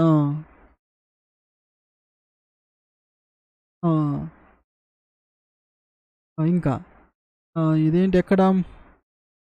ద్వితీయోపదేశకాండము 12:10 అయితే నీ దేవుడు యెహోవా నిన్ను ఆశీర్వదించిన కొలది ఇళ్ళన్నిటిలో నీ మనసు కోరుకునే దాన్ని చంపి తినవచ్చును అని అనమాట. అంటే ఇదొక మనసు. ఏమంటే కోరుకునే మనసు అనమాట. అంటే కోరుకునే మనసు అనమాట. ఇదొక మనసు. ఏ మనసు పిల్లరా? కోరుకునే మనసు అనమాట. కోరుకుంటారు కదా, ఇందాక మనం చూసారన్నమాట. దీనాన్ని కోరుకున్నాడు అనమాట. ఈ లోకంలో కూడా చాలామంది కోరుకుంటారు. అదొక మనసు అనమాట.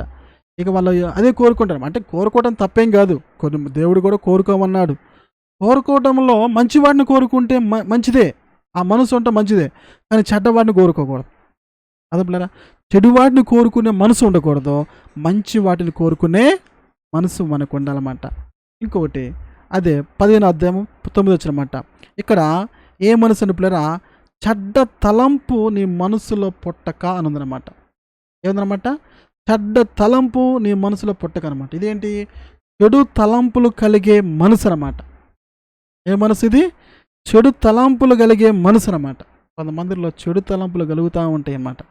అవును కదా? అదేంటో కానీ కూర్చున్నా, నడిచినా, ఎక్కడున్నా కానీ, ఎవరిని చూసినా కానీ చెడు తలంపులు పుట్టే మనసు అనమాట. అనుకున్నారు. అందుకే వాళ్ళ మనసు పాడైపోతే ఏమైద్ది? జీవితం కూడా పాడైపోద్ది. ఈరోజు చాలామంది కూడా మనసులు పాడు చేసుకుంటున్నారు కాబట్టే జీవితాలు పాడైపోతున్నాయి. మనసులు పాడు చేసుకుంటున్నారు కాబట్టే అపవిత్రమైన వాటిని చేస్తామన్నమాట. అందుకే ప్రభు అంటున్నాడు ఇక్కడ, ఏ మనసు అంటే ఇది? చెడు తలంపులు నీ మనసులో పుట్టకనదనమాట. ఈరోజు చాలామంది మనసులో చెడు తలంపులు పుడతా ఉన్నాయన్నమాట. అదే బిళ్ళరా, చాలామంది చెడు తలంపులతో ఉంటుంటారన్నమాట. చెడు తలంపులు వారి మనసులో పుడతా ఉంటే, ఎక్కడ పుడతా ఉంటే మన మనసులో ఉంచి ఇవన్నీ వచ్చేది చెడు అన్నదనమాట. చెడు ఎక్కడ ప్రారంభమైతే పిల్లరా? అందుకే ప్రభు అన్నాడు, ఒక స్త్రీని మోహపు చూపుతో చూచువాడు ఆమె హృదయం అంటే మనసు అనమాట. అర్థం పిల్లరా? మనసు అది మన మనసు చాలా జాగ్రత్తగా ఉంచుకోవాలన్నమాట. ఈ మనసులో అనవసరమైన అపవిత్రమైన పుడతా ఉంటే ఎవరో సాతాను గారు పుట్టిస్తూ ఉంటారన్నమాట.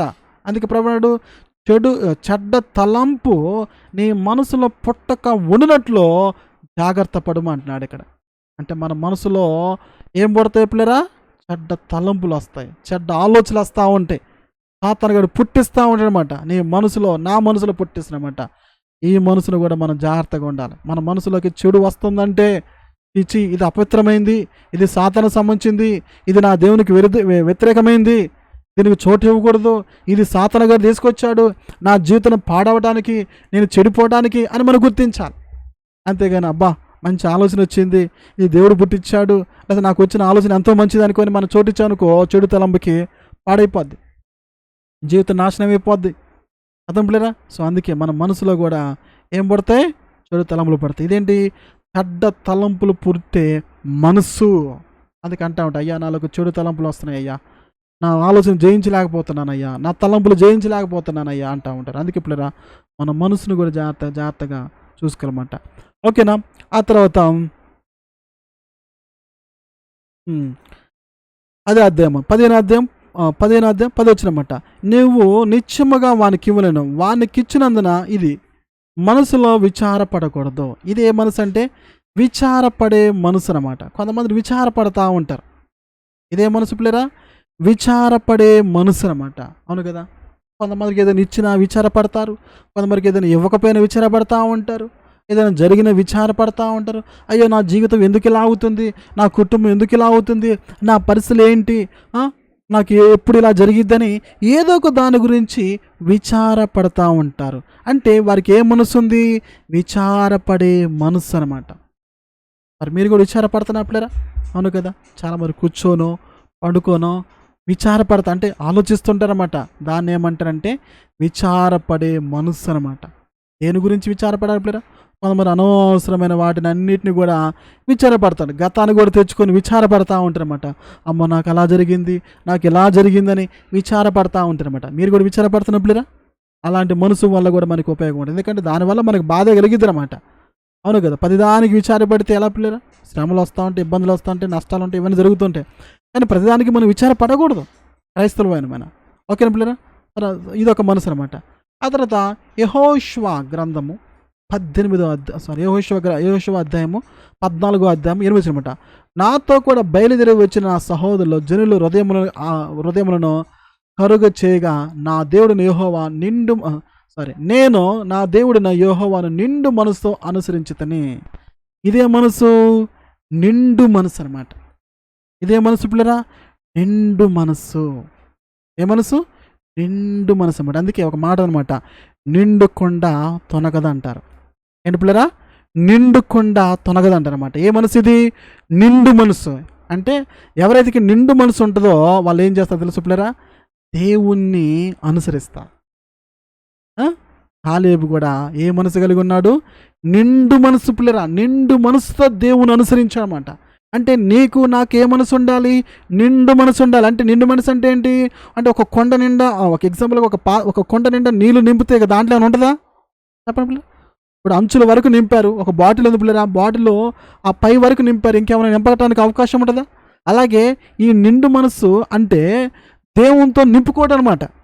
దేవుడితో నింపుకునే మనసు పూర్తిగా మన హృదయంలో ఆయన నింపుకోవడం అనమాట. అలాంటి మనసు ఉంటే ఆయన అనుసరిస్తారన్నమాట. ఈ రోజులో చాలా మందికి నిండు మనసు లేదు, సగం మనసు అనమాట. సగం దేవుడు, సగం లోకం అనమాట. కాలేబుకి అలాంటి మనసు లేదనమాట. నిండు మనసు కలిగి దేవుని అనుసరించినప్పుడు మనకు కూడా ఏ మనసు ఉండాలి? నిండు మనసు ఉండాలి. ఉన్నదా ప్రియమైన సహోదరా? కష్టాలు వచ్చినప్పుడు ఒకలాగా, కష్టం లేనప్పుడు ఒకలాగా, ఇబ్బందులు వచ్చినప్పుడు ఒకలాగా, ఇబ్బంది లేనప్పుడు ఒకలాగా ఉండకూడదు. ఏమి వచ్చినా ఏది జరిగినా కానీ దేవుణ్ణి అనుసరించాలి, దేవుణ్ణే సేవించాలి. నిండు మనసు మనకు కలిగి ఉంటే ఆయన్ని అనుసరిస్తాం పిల్లరా. కాలేబు కూడా ఏగుల వారితో వెళ్ళాడనమాట. ఏగుల వారితో వెళ్ళినప్పుడు కాలేబు, యెహోషువ ఇంకా 12 గోత్రాలు వెళ్ళినప్పుడు పిల్లరా ఆ 10 మంది గోత్రకర్తలు చెడ్డ సమాచారం తీసుకొచ్చారు. వీళ్ళు మాత్రం చెడ్డ సమాచారం తీసుకురాలా, దేవుడి మీద నమ్మకం ఉంచారు. ఎందుకో తెలుసా? నిండు మనసుతో దేవుణ్ణి వారు అనుసరించారు. నిండు మనసు. అర్థం పిల్లరా? మనకే మనసు కావాలి? నిండు మనసు. ప్రభా నా మనసు అంతా నువ్వే నింపబడాలి ప్రభా, నా మనసులో నువ్వే ఉండాలయ్యా. నేను కూడా కాలేబు వలె నిండు మనసుతో నేను అనుసరించే హృదయం నాకు ఇవ్వండి అయ్యా. నాకు నిండు మనసు ఉండాలి, మరొక మనసు ఉండొద్దయ్యా. నాలో ఖాళీ మనసు ఉండొద్దయ్యా, నాలో సగం మనసు ఉండొద్దయ్యా అని మన ప్రభువుని అడగాలి. ఒకవేళ అలాంటి మనసు లేకపోతే, నిండు మనసుతో నువ్వు దేవుని అనుసరించలేకపోతే పిల్లరా, నువ్వేనా నేనేనా ఏం చేయాలి?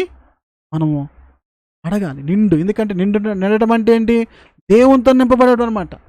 నిండు మనసు అంటే ఏంటి పిల్లరా? దేవునితో నింపబడ్డాడు ఈ కాలేబు అనమాట. తన హృదయంలో ఉన్నది, తన మనసులో ఉన్నది దేవుడితో నింపబడ్డారన్నమాట. అర్థం పిల్లరా? కాబట్టి నీలో నాలో దేవునితో నింపబడితే, అంటే దేవుడు ఆత్మతో నింపబడితే ఆయన అనుసరిస్తాం అనమాట. అర్థం పిల్లరా? దేవుడు నిండు మనసు లేని వారు అనుసరించరు. యేసు ప్రభుతో యూదా ఇస్కరియోతు ఉన్నాడు, కానీ యేసుని అనుసరించలేదు. తన మనసు అంతా దేనితో నింపబడింది? డబ్బుతో నింపుకున్నాడు. అందువల్ల దేవుని అనుసరించలేకపోయాడు. అర్థం పిల్లరా?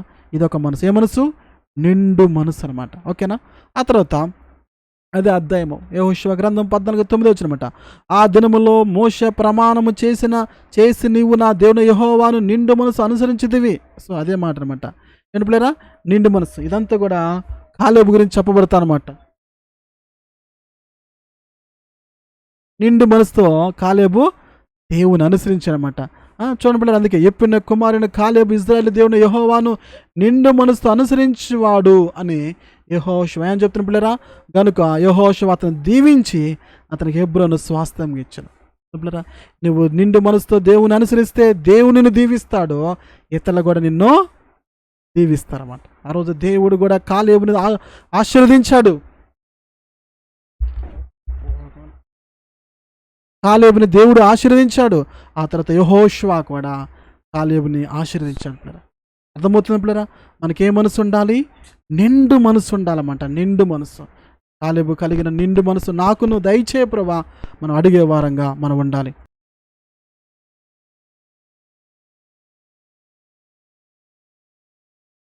హల్లెలూయా, స్తోత్రం. ఆ తర్వాత చూద్దాం పిల్లరా. కాబట్టి మీరు మోషే ధర్మశాస్త్ర గ్రంథంలో రాయబడిన అంతను గైకొని అనుసరించుటకు మనస్సు దృఢము చేసుకొని, ఇదే మనసు అంటే దృఢము కలిగిన మనసు అనమాట. అంటే దృఢము చేసుకోవడం అంటే ఎగ్జాంపుల్ పిల్లలు, ఒక గోడను కట్టా అనుకోండి, ఆ గోడను కట్టినప్పుడు దానికి వాటర్ కొడతా ఉంటారు అనమాట. అంటే ఇల్లు కడుతున్నారు అనుకోండి, ఇల్లు కడుతున్నప్పుడు ఆ గోడలు ఉంటాయి, ఆ గోడలకి ఏం చేస్తుంటారు? బాగా బలంగా ఉండటం కోసము నీరు కొడతా ఉంటారన్నమాట. అంటే దృఢంగా ఉంటానికి, గట్టిగా ఉండటానికి అన్నమాట. అంటే దేవుని కూడా అనుసరించడానికి దృఢమైన మనసు ఉండాలన్నమాట. ఏ మనసు ఉండాలి? దృఢమైన మనసు. నా ప్రాణం ఉన్నంత వరకు నేను యేసుని అనుసరిస్తాను. ఇది దృఢమైన మనసు. అలాగే బైబిల్లోంచి మీకు ఎగ్జాంపుల్ ఇవ్వగలుగుతానమాట. ఏంటంటే షడ్రక్, మేషక్, అబేద్నెగో తీసుకుని పిల్లరా, ప్రాణం పోయినా అగ్నిగుండంలో వేసినా కానీ మేము మాత్రము యెహోవాయే మా దేవుడు, ఆయనకే సాగిల పడతామని వారు దృఢమైన మనసు కలిగిన వారు అనమాట. అలాగే దానియేలు కూడా తీసుకెళ్లి సింహాల బోన్లు వేస్తానన్న సంగతి తెలుసు కూడా ప్రార్థన ఆపలేదు. ఏ మనసు కలిగి ఉన్నాడు? దృఢమైన మనసు కలిగి ఉన్నాడు అనమాట. వాడు పిల్లరా, నీలో నాలో ఉండాల్సిన మరొక మనసు ఏంటంటే దృఢమైన మనస్సు. ఉన్నదా అటువంటి మనసు? మరి ఆ రోజు కూడా వాళ్ళు ఏం చేశారు? ఈ మోషే ధర్మశాస్త్రం రాయబడంతని గైకొని అనుసరించుటకు మనసు దృఢము చేసుకొని ఏం చేశారు పిల్లరా? మేము దేవుడు అంటే మోషే ద్వారా ఇచ్చిన ఆ ధర్మశాస్త్రం ఏదైతే రాయబడిందో దాని అంతటిని అనుసరించడానికి వాళ్ళు మనసును దృఢపరుచుకున్నారన్నమాట. అంటే మేము దేవుని వాక్యములు ఏదైతే రాయబడిందో దాని ప్రకారంగా అనుసరించి నడుచుకుంటామని వాళ్ళ మనసుని దృఢపరుచుకున్నారు, గట్టిగా చేసుకున్నారు, ఒక బలమైన తీర్మానం చేసుకున్నారన్నమాట. పిల్లరా, మనలో కూడా నీలో నాలో ఉండాల్సిన మరొక మనసు ఏంటంటే దృఢమైన మనస్సు. ఏ మనస్సు? దృఢమైన మనస్సు. ఎన్ని సమస్యలు వచ్చినా, ఎన్ని కష్టాలు వచ్చినా, ఎన్ని ఇబ్బందులు వచ్చినా నా ప్రభుని నేను ఎడవను, నా ప్రభుకి నేను దూరం కాను, ఆయన కోసం నేను బ్రతుకుతాను, ఆయన కోసం జీవిస్తాను, జీవమైన మరణమైన నా ప్రభువే అన్న మనసు మనకు కలిగి ఉంటుంది. దాన్ని ఏమంటారంటే దృఢమైన మనసు అంటారు. ఎందుకంటే ఈ మనసు లేకపోతే, నీకైనా నాకైనా లేకపోతే సమస్యలు వచ్చినప్పుడు, కష్టాలు వచ్చినప్పుడు దేవునికి దూరం అయిపోయే అవకాశాలు ఎక్కువ శాతం ఉంటాయి అన్నమాట. ఈరోజు చాలామంది దేవునికి ఎందుకు దూరం అయిపోతుంటారంటే వారిలో దృఢమైన మనసు లేదు. చిన్న చిన్న సమస్యలకే, చిన్న చిన్న కష్టాలకే, చిన్న చిన్న ఇబ్బందులకే మరి దేవుని దూషించే వాళ్ళు, దేవుణ్ణి ప్రశ్నించే వాళ్ళు, దేవునికి దూరం అయిపోయే వాళ్ళు అంటున్నారు. ఎందుకంటే వారిలో దృఢమైన మనసు లేదు. నీలో నాలో ఏ మనసు ఉండాలి? దృఢమైన మనస్సు ఉండాలన్నమాట. అదే అధ్యాయం 24:20 మీరు యెహోవాను విసర్జించి అన్ని దేవతలు సేవించినట్లా ఆయన మీకు మేలు చేయవాడనేను మనసు తిప్పుకొని మీకు కీడు చేసి మిమ్మల్ని క్షీణింపచేయను. ఇది ఒక మనసు అనమాట. ఇదేంటంటే ఇది దేవుని గురించి. సరే, ఇది పక్కన పెడదాం. న్యాయాధిపతుల గ్రంథము 19వ అధ్యాయం 25 వచ్చినమాట. అతని మాట వినుటకు వారికి మనస్సు లేకపోయెను. ఇక్కడ ఒక మాట ఉందన్నమాట. ఏంటిది? మాట వినే మనసు లేకపోవటం. కొంతమందికి మనసు ఉండదు. ఏ మనసు ఉండదు? మాట వినే మనసు లేకపోవటం. ఎవరైనా ఏదో చెప్తున్నారనుకుంటున్నారా? అది వినరు. ప్రాముఖ్యంగా కొంతమందికి దేవుని వాక్యం వినాలన్న మనసు కూడా ఉండదన్నమాట. అంటే వినే మనసు లేకపోవటం. నాకిప్పుడు వినే మనసు లేదండి. వినబుద్ధి కావట్లేదండి. ఇప్పుడు నా వల్ల కావట్లేదండి అంటారు. అంటే కొంతమందికి ఏ మనసు ఉండదు పిల్లరా? వినే మనసు ఉండదు. సరే, ఈ లోకంలో మనం ఏ విన్నా వినకపోయినా కానీ ఏ వినాలి ప్రాముఖ్యంగా? నీవు నేను దేవుని మాటలు వినే మనసు మనకు ఉండాలి. ఏ మనసు? దేవుని మాటలు వినే మనసు. దేవుని వాక్యం వినాలి, దేవుని వాక్యాన్ని చదువుకోవాలి, దేవుని వాక్యాన్ని ఇంకా ఇంకా వినాలి అన్న మనసు మనలో ఉండాలి పిల్లరా. మరి ఉంటుందా? మరి మనకి ఉంటుంది పిల్లరా? ఏముంది? అతని మాటలు వినుటకు వారికి మనసు లేకపోయినందనమాట. అట్లాగే ఈ రోజుల్లో కూడా దేవుని మాటలు వినడానికి ఈరోజు చాలా మందికి మనసు లేదు పిల్లరా. అర్థమవుతుందా? ఏం కావాలి? మా కోసం ప్రార్థన చేయండి, మేము ఈ సమస్యలో ఉన్నాం, ఈ కష్టాలు ఉన్నాం. వాక్యం వినమ్మా, వాక్యం వినాయి అంటే, వాక్యం ఎందుకండి మాకు? మా కోసం ప్రార్థన చేయండి, మా తల మీద చేయబెట్టండి. ప్రజలకు ఇదే కావాలన్నమాట. దేవుడు ఏం మాట్లాడుతున్నాడో, దేవుడు ఏం తెలియజేస్తున్నాడో, దేవుడు నాకు ఏ మాటలు అందిస్తున్నాడో విన్నామన్న మనసు లేదు పిల్లరా. ఎంతోమంది లైవ్లోకి వస్తుంటారు, కామెంట్ చేస్తుంటారు, ఉండరు. ఎందుకని? వాళ్ళకి వినే మనసు లేదు. మనం దేవుడి మాటలో వినే మనసు లేకపోతే పిల్లరా, మనం ప్రార్థన చేసినా కానీ దేవుడు కూడా నీ మాటలు వినే మనసు ఉండదు. అర్థం పిల్లరా? నువ్వు దేవుని మాటలు వినే మనసు నీకు లేకపోతే, నాకు లేకపోతే మనం ప్రార్థన చేసినప్పుడు మరి మన ప్రార్థన వినే మనసు దేవుడికి ఉండదా పిల్లరా? చెప్పండి. మనమేమో దేవుని మాటలు వినము, మన మాటలేమో దేవుని వినాలంట. ఇది ఎక్కడ న్యాయం అండి? చెప్పండి పిల్లరా. ఇప్పుడు నేను మాట్లాడుతున్నప్పుడు మీరు వినకపోతే, మీరు మాట్లాడినప్పుడు నేను వింటాను పిల్లరా? చెప్పండి పిల్లరా. నేను మాట్లాడినప్పుడు మీరు వినలేదు, నేను మాట్లాడుతున్నాను, మీరేం పట్టించుకోవట్లా. ఎలా ఉంటే చెప్పండి. మీరు మాట్లాడితే నేను వింటానా? నేను ఎంతసేపు మాట్లాడు, ఒక్క మాటగా నువ్వు పట్టించుకోలేదే, నువ్వు మాట్లాడు, నేను ఎందుకు పట్టించుకోవాలి అనుకుంటామా లేదా? అలాగే దేవుడు మాట్లాడుతున్నప్పుడు నీకు వినే మనసు లేకపోతే, నువ్వు మాట్లాడుతున్నప్పుడు నీ బాధ చెప్తున్నప్పుడు దేవుడు ఎందుకంటారు చెప్పండి పిల్లరా. మన మాటల కంటే దేవుని మాటలు ఎంతో విలువైనవే. కాబట్టి పిల్లరా, ఆయన మాటలు వినే మనసు ఉండాలి. ఏముండాలి? వినే మనసు ఉందా ప్రియమైన సహోదరు? అటువంటి మనసు నీకు లేకపోతే, నిజమేనయ్యా, ఎన్నోసార్లు నీ మాటలు చెవిని పెట్టిన మనసు నాలో ఉంది ప్రభా, నీ మాటలు వినే మనసు నాకు ఇవ్వండి అయ్యా అని అడగాలి. అర్థం పిల్లరా. సాతానుగాడు ఈ లోకంలో ఉన్న వాటిని అన్నిటి మనకి వినిపిస్తూ ఉండమాట. అది విను అని ఎన్నో మనకి వినాలని అనిపిస్తూ ఉంటే లోకంలో ఉన్నవే. కానీ దేవుడి మాటలు వినడానికి మనసు రాదు కదా మనకి. దేవుడి మాటలు వింటే మనం బాగుపడతాం, మన జీవితాలు కట్టబడతాయి, మన బ్రతుకులు మారుతాయి, మరి పరలోకం పోతాం, మన స్థితిగతులు మారుతాయి, దేవుడికి ఇష్టలుగా మనం బ్రతుకుతాం. అవును కదా. కానీ ఆ మనసు ఈ రోజులో చాలా మంది లేదు. ఉన్నదా? దేవుడి మాటలు వినే మనసు ఉన్నదా పిల్లరా? ఉండాలి మనకి. అందుకే ఇక్కడ రాయబడ, అతని మాటలు వినుటకు వారికి మనసు లేకపోయాను. ఎంతో మంది పిల్లరా ఈ లైవ్లోకి వస్తున్నారు. చాలా మందికి కూడా లేదు, మనసు లేదు. ఏ మాటలో? ఏమన్నా ఆ మాటలో పిల్లరా చెప్పండి.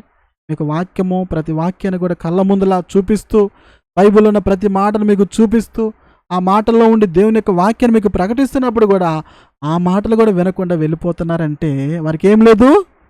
వినే మనసు లేదు. ఏం లేదు పిల్లరా? వినే మనసు లేదు. అర్థమవుతుందా? వీళ్ళు దేవుని మాటలే వినకపోతే ఇక లోకంలో ఎదుటి వాళ్ళ బాధ ఏమింటారు చెప్పండి పిల్లరా. చెప్పండి. మీరు దేవుని మాటలు వినకపోతే రేపు దేవుడు మీ మాటలు కూడా వినరు పిల్లరా. అర్థమవుతుందా? అందుకే మనం దేవునికి సమయం ఇస్తే దేవుడు మనకు సమయాన్ని ఇస్తాడు. దేవుడికి చోటిస్తే దేవుడు మనకు చోటిస్తాడనమాట. దేవుడికి విలువిస్తే దేవుడు మనకు విలువిస్తాడనమాట. దేవుడికి గౌరవిస్తే దేవుడు మనకు గౌరవిస్తాడనమాట. దేవుడు దగ్గరకు వస్తే దేవుడు కూడా మన దగ్గరకు వస్తాడు. దేవుడు నువ్వు అర్థం చేసుకుంటే దేవుడు నిన్ను కూడా అర్థం చేసుకుంటాడు. అర్థం పిల్లరా. దేవుడికి ఇష్టానుసారంగా బ్రతికితే దేవుడు కూడా నేను సంతోషపరుస్తాడనమాట. ఇది నేను సొంతంగా ఏం చెప్పట్లా, బైబిల్లో ఉందో పిల్లరా. తప్పిపోయిన కుమారుడు ఎక్కడికి వచ్చాడు? తండ్రి దగ్గరకు వచ్చాడా? తండ్రి కుమారుడి దగ్గరికి వెళ్ళాడు పిల్లలు చెప్పండి. తండ్రి కుమారుడి దగ్గరకు వస్తున్నాడు కాబట్టి తండ్రి దగ్గరికి వెళ్ళాడనమాట. ఒకవేళ రాకపోతే తండ్రి వెళ్ళేవాడా? చెప్పండి పిల్లరా. అందుకనే దేవుడి మాటలు వినడానికి నీ మనసు పెట్టుకో. దేవుడు కూడా నువ్వు ప్రార్థన చేసినప్పుడు వెంటనే నీ ప్రార్థన ఆలకిస్తాడు. ఉన్నదా అటువంటి మనసు? ఇదొక మనసు అనమాట. ఆ తర్వాత పిల్లరా, న్యాయాధిపతుల గ్రంథం అంతటా ఇక్కడ ఏ మనసు ఉందంటే వారి సమాజము ఏక మనస్సు అని ఉందన్నమాట. ఇదొక మనసు. ఏ మనసు? ఏక మనసు అనమాట. మనలో ఏముండాలి? ఏక మనస్సు ఉండాలి. ఏ మనసు ఉన్నప్పుడురా? ఇదొక మనసు. ఏ మనసు ఇది? ఏక మనస్సు. ఏక మనస్సు. భర్త భార్యల మధ్య ఉండాల్సింది ఏక మనసు ఉండాలి. కుటుంబంలో ఏక మనసు ఉండాలి. సంఘంలో ఏక మనసు ఉండాలి. మనకు కూడా ఏక మనసు ఉండాలి. అదంపులేరా? ఎందుకంటే ఈ ఏక మనసు అనేది చాలా ఇంపార్టెంట్. ఒక క్రైస్తవుడికి, ఒక విశ్వాసికి సంఘంలో భార్య భర్తల మధ్య ఈ మనసు ఉండాలన్నమాట. ఏ కుటుంబంలో అయితే ఏక మనసు ఉండదో, ఏ భార్య భర్తల మధ్య ఏక మనసు ఉండదో, ఏ బిడ్డల మధ్య ఏక మనసు ఉండదో పిల్లరా, అక్కడ ద్వంద్వ మనసు ఉంటుంది. రెండు మనసులు ఉంటాయి అనమాట. మనలో కూడా క్రైస్తవులో కూడా ఏక మనసు ఉండాలి. ఒకే మనసు ఉండాలి. విశ్వాసం గల మనసు ఉండాలి. దేవుడు చేస్తాడని మనసు ఉండాలి. దేవుడు కార్యం జరిగిస్తాడని మనసు ఉండాలి. కానీ ఇంకో మనసు రాకూడదు. జరిగిద్దా, జరగదా, అవుతుందా, అవ్వదా, దేవుడు చేస్తాడా, చేయడా, ఇలాంటి మనసు. దీన్ని ఏమంటారంటే ద్వంద్వ మనసు. అంటే రెండు మనసులు అన్నమాట. పాము కంటే రెండు నాలుకలు ఉంటాయి. తెలుసు చెప్పలేరా? అవి నాలుగు ఇలా బయటికి రెండు నాలుకలు వస్తాయి. పాముకి ఎన్ని నాలుకలు ఉంటాయి? రెండు నాలుకలు ఉంటాయి అనమాట. మనిషికి ఎన్ని నాలుకలు? ఒకే నాలుక. కానీ మనం పాము వల్లే ప్రవర్తించకూడదు. అంటే పాముల రెండు మనసులు కలిగి ఉండకూడదు అనమాట. ఎన్ని మనసులు ఉండాలి? ఒకే మనసు ఉండాలి. ఏక మనసు. దాన్ని ఏ మనసు అంటారు? వారికి ఏది ఆ దినాలు ఏవైతే ఏక మనసు కలిగి ఉన్నారు పిల్లరా, చూడండి పిల్లలు. అందుకే చూడండి ఇక్కడ అంతటా ఇజ్రాయేల్ వారందరూ బయలుదేరి దాను మొదలుకొని బయర్షెబా వరకు గిలాదు దేశం వరకును వారి సమాజము ఏక మనసు కలిగి మిస్పాలో యెహోవా సన్నిధి కూడిను. చూసారు పిల్లరా? ఏక మనసు కలిగిన వాళ్ళు ఎక్కడ కూడుకుంటారు? ఎక్కడ కూడుకుంటారు? దేవుని సన్నిధిలో కూడుకుంటారు. దేవుని మాటలు వింటారు. ఏక మనసు లేకపోతే లైవ్లోకి వస్తారు. ఈ లోపల ఒక ఫోన్ మాట్లాడదాం. ఏ మనసు అది? ద్వంద్వ మనసు. ఈ లోపల వాట్సాప్లో ఎవరో మెసేజ్ పెట్టారు, చూద్దాం. అదే మనసు ద్వంద్వ మనసు అనమాట. అది ఏక మనసు లేకపోతే ఈ లోపల ఇంకో పని చేసుకుని వద్దాం. లాస్ట్లో ప్రార్థన చేస్తారు కదా, ఇంకా అయిపోలేక వాక్యం అప్పుడు వచ్చి ప్రార్థనలు యాడ్ అవుదాం. అది ద్వంద్వ మనసు అనమాట. అదపులరా, ఏక మనసు అంటే ఏంటి? ఈరోజు దేవుడు నాతో మాట్లాడుతున్నాడు. ఈరోజు తన వాక్యం ద్వారా దేవుడు నాకు ఏదో తెలియజేస్తున్నాడు. ఈ మాటలు వినాలి. పూర్తయ్యేంత వరకు ఈ మాటలు విని చివరిలో ప్రార్థనలు ఏకీవించాలి అన్నది ఏక మనసు పిల్లరా. ద్వంద్వ మనసు ఏంటి? తర్వాతకు వద్దాలే, వాళ్ళే ప్రార్థన చేస్తారులే, మనం చాలా బిజీగా ఉన్నాంలే అన్నట్టుగా అది ద్వంద్వ మనసు అనమాట. అందుకే పిల్లరా, ఏక మనసు కలిగిన వారు ఎక్కడుంటారు? దేవుని సన్నిధిలో ఉంటారనమాట. వాళ్ళు ఏక మనసు కలిగిన వాళ్ళు ఎక్కడున్నారు? మిస్పాలో యెహోవా సన్నిధిన ఏం చేసి పిల్లరా? కూడి ఉండెను. ప్రియమైన సహోదరా, నీకు ఏక మనసు ఉంటే నువ్వు ఎక్కడ ఉంటావు తెలుసావా? దేవుని సన్నిధిలో ఉంటావు అనమాట. అందుకే పిల్లరా, ఏక మనసు లేని వారు ఎక్కడుంటారు? చెప్పలేం. ఎక్కడైనా ఉండొచ్చు, ఏ చోటైనా ఉండొచ్చు. కొంచెం సంఘంలో ఉంటారు, కొంచెం మందిరంలో ఉంటారు, కొంచెం లోకంలో ఉంటారు, అక్కడ ఉంటారు, ఎక్కడ ఉంటారు, చెప్పలేం. వారికి ఏక మనసు లేదు. బైబిల్లో కూడా గెరాసీనులో ఉన్న ఒక వ్యక్తి దెయ్యాలు పెట్టినమాట. అతనికి ఏక మనసు లేదు. దురాత్మలు పనిచేస్తున్నాయి. అతను ఎక్కడ లేడు, ఇంట్లో లేడు అనమాట. ఎందుకని? అతను ఏక మనసు లేదు. సాతాను గాడు దూరి అతను ఏక మనసు లేకుండా ఒకే మనసు పెట్టాడనమాట. గాయం చేసుకునే మనసు, కేకలేసే మనసు పెట్టాడనమాట. బట్టలు చింపుకునే మనసు, దిగమ్మలు చేసే మనసు చేశాడనమాట సాతాను గాడు. అదంపులరా, అందుకే నీకు నాకు ఒకే మనసు ఉండాలి. ఏ మనసు? ఏక మనసు ఉండాలి. అందుకే పిల్లలు ప్రాముఖ్యంగా భార్య భర్తల మధ్య ఏక మనసు ఉండాలి. అడగాలి. ఒకవేళ మీరు భార్య భర్తలు అయితే, ప్రభా నాకు నా భర్తకి ఏక మనసునివ్వండి అని అడగాలి. ఎందుకంటే పిల్లల సాతానుగాడు భార్య భర్తల మధ్య ఏక మనసు లేకుండా చేస్తారన్నమాట. ఏక మనసు లేకపోతే ఆ కుటుంబం విచ్ఛిన్నమైపోతుంది. ఈరోజు చాలా కుటుంబాలు పాడవడానికి, విడిపోవడానికి, నాశనం అవ్వడానికి, చంపుకోవడానికి, భర్తను దూరం చేసుకోవడానికి, భార్యను దూరం చేసుకోవడానికి కారణం ఏంటో తెలుస్తున్నప్పులేరా? వారి మధ్య ఏక మనసు లేదు. అందుకే చిన్నదానికి గంధానికి గొడవలు వస్తూ ఉంటాయి. భర్త ఏదనంటే భార్యకి కోపం వస్తుంది, భార్య ఏదంటే భర్త కోపం వస్తుంది. ఎందుకంటే ఏక మనసు లేదు. భర్తతో ఏకపించలేని పరిస్థితి, భార్యతో ఏకపించలేని పరిస్థితి అనమాట. అందుకే పిల్లరా, ప్రతి కుటుంబంలో కూడా ఇది అడగాలి. ప్రతి ఒక్కరు కూడా, ప్రభా నాకు నా భర్తకి ఏక మనసునివ్వండి, నా కుటుంబంలో ఏక మనసునివ్వండి, నా బిడ్డల మధ్య ఏక మనసునివ్వండి ప్రభా అని అడగాలి. అడిగితే నీ కుటుంబంలో దేవుడు ఏక మనసు కలిగి చేసినప్పుడు అప్పుడు మీ కుటుంబం అంతా కూడా దేవుని సన్నిధిలో ఉండగలిగిద్ది. అర్థం పిల్లరా? ఇప్పుడు నీకు దేవుడి మీద మనసు ఉంది, నీ భర్తకి దేవుడి మీద మనసు లేదు. అదే మనసు పిల్లరా? ఆయనదొక మనసు, నీదొక మనసు. నువ్వేమో ప్రార్థన చేసుకున్నామంటే అతనేమో సినిమా చూద్దాం ఉంటాడు. అదే మనసు, అదేక మనసు అంటారా? వేరు మనసులు అన్నమాట. రెండు కలుస్తాయా? కలవు కదా. అందుకే కుటుంబంలో ఏముండాలి? ఏక మనసు ఉండాలి పిల్లరా. అందుకే గుర్తుపెట్టుకోండి, సాతాను గారు చేసే పని ఏంటి? ఏక మనసు లేకుండా చేస్తారన్నమాట. సంఘంలో ఏక మనసు లేకుండా ద్వంద్వ మనసులు కలిగి చేస్తారన్నమాట. సంఘంలో కూడా ఐక్యత ఉండదు. అర్థం పిల్లరా? అందుకే ఏ మనసు ఉండాలి మనకి? ఏక మనసు ఉండాలి. ఏ మనసు పిల్లరా? ఏక మనసు. ఓకేనా? ఆ తర్వాత మరొక మనం చూద్దాం అనమాట. రూతు గ్రంథము 1:18 వచ్చినమాట. ఓకేనా? తనతో కూడా వచ్చుటకు ఆమెకు మనసు కుదిరినది. ఇక్కడ ఏం కుదిరింది పిల్లరా? మనసు కుదిరింది అనమాట. ఎవరితో వచ్చుటకు? ఎవరు? నయోమితో వెళ్ళటానికి రూతుకి ఏం కుదిరింది? మనసు కుదిరింది ఆమెతో వెళ్ళటానికి. అర్థం పిల్లరా? దీన్ని మనం స్పిరిచువల్గా తీసుకుంటే, ఆధ్యాత్మికంగా మనం తీసుకోగలిగితే, ఆ రోజు రూతు నయోమితో వెళ్ళటానికి ఎలాగైతే మనసు కుదిరిందో పిల్లరా, ఈరోజు నీ మనసు నా మనసు కుదరాలి. ఎవరితో వెళ్ళటానికి? యేసయ్యతో వెళ్ళటానికి. యేసయ్య కూడా ఏమన్నాడు? ఇదిగో నేను త్వరగా వస్తున్నాను అన్నాడు. నేను వచ్చి మిమ్మల్ని తీసుకెళ్తాను, నేను వెళ్తున్నాను, నేను వెళ్ళి నా తండ్రి దగ్గర అనేకమైన నివాస స్థలములు కలవు, అక్కడ నేను మీకోసం స్థలము సిద్ధపరుస్తాను, నేను మరలా వచ్చి మిమ్మల్ని తీసుకెళ్తాను అన్నాడు ప్రభు. అన్నాడు పిల్లరా? ఇప్పుడు యేసయ్య రాబోతున్నాడు కాబట్టి యేసయ్యతో వెళ్ళడానికి నీ మనసు నా మనసు ఏం కావాలి? కుదరాలి. అర్థం పిల్లరా? ఎగ్జాంపుల్ కుదరటం అంటే మీకు అర్థమయ్యేది చెప్తూ చూడండి. ఇప్పుడు ఒక అమ్మాయికి అబ్బాయికి పెళ్లి చూపులు అనుకోండి. ఏంటి? పెళ్లి చూపులు అనుకోండి. ఈ అమ్మాయి కూడా అబ్బాయిని చేసుకోవడానికి మనసు కుదిరిద్ది అనమాట. ఆ అబ్బాయి కూడా ఈ అమ్మాయిని చేసుకోవడం మనసు కుదిరిద్ది అనమాట. కుదిరిన తర్వాత ఏమంటారు? అమ్మ నీకు అబ్బాయి ఇష్టమేనా? ఇష్టమే. అమ్మాయి ఇష్టమేనా? ఇష్టమే. ఎందుకని? వారు మనసులు కుదిరినాయి కాబట్టి ఇప్పుడు వివాహం చేసుకుంటారు. అవును కదా? అట్లాగే పిల్లరా, యేసయ్యతో వెళ్ళటానికి కూడా మనకేం కుదరాలి? మనసు కుదరాలి. ప్రార్థన చేసుకోవడానికి కూడా మనసు కుదరాలి. వాక్యం చదవడానికి కూడా మనసు కుదరాలి. దేవుని సెల్లో గడపడానికి కూడా మనసు కుదరాలి. అర్థం పిల్లరా? ఇదే మనసు కుదిరే మనసు అనమాట. అంటే కలిపే మనసు అనమాట. ఇదే మనసు పిల్లరా? కలిపే మనసు అనమాట, విడదీసే మనసు కాదు. నయోమి రూతుని కలిపిందా? విడదీసిందా? దూరం చేసిందా? ఆమె మనసు కుదిరింది. ఎందుకంటే ఆమెతో వెళ్ళటానికి. మనసు కుదరకపోతే వెళ్ళేదేనా? అలాగే నీ భర్తతో ఉండటానికి నీ మనసు కుదరాలి.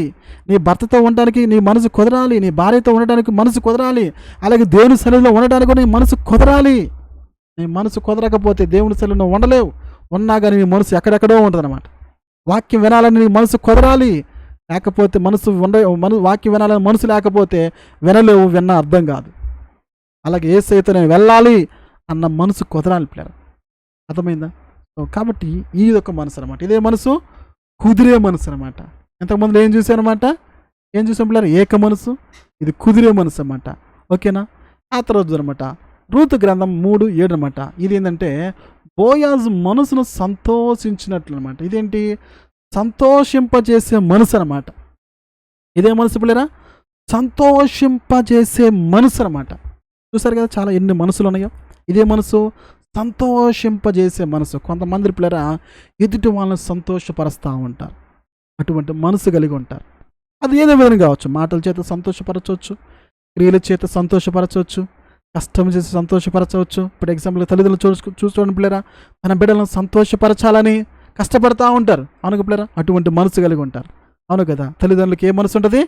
తన బిడ్డలను సంతోషపరచాలనే మనసు. కొంతమంది భార్యలో నా భర్తను సంతోషపరచాలి, నా భార్యను సంతోషపరచాలి, నా తల్లిదండ్రులను సంతోషపరచాలి, నా దేవుని సంతోషపరచాలి. అవును కదా? ఇటువంటి మనసు ఉండాలి పిల్లరా.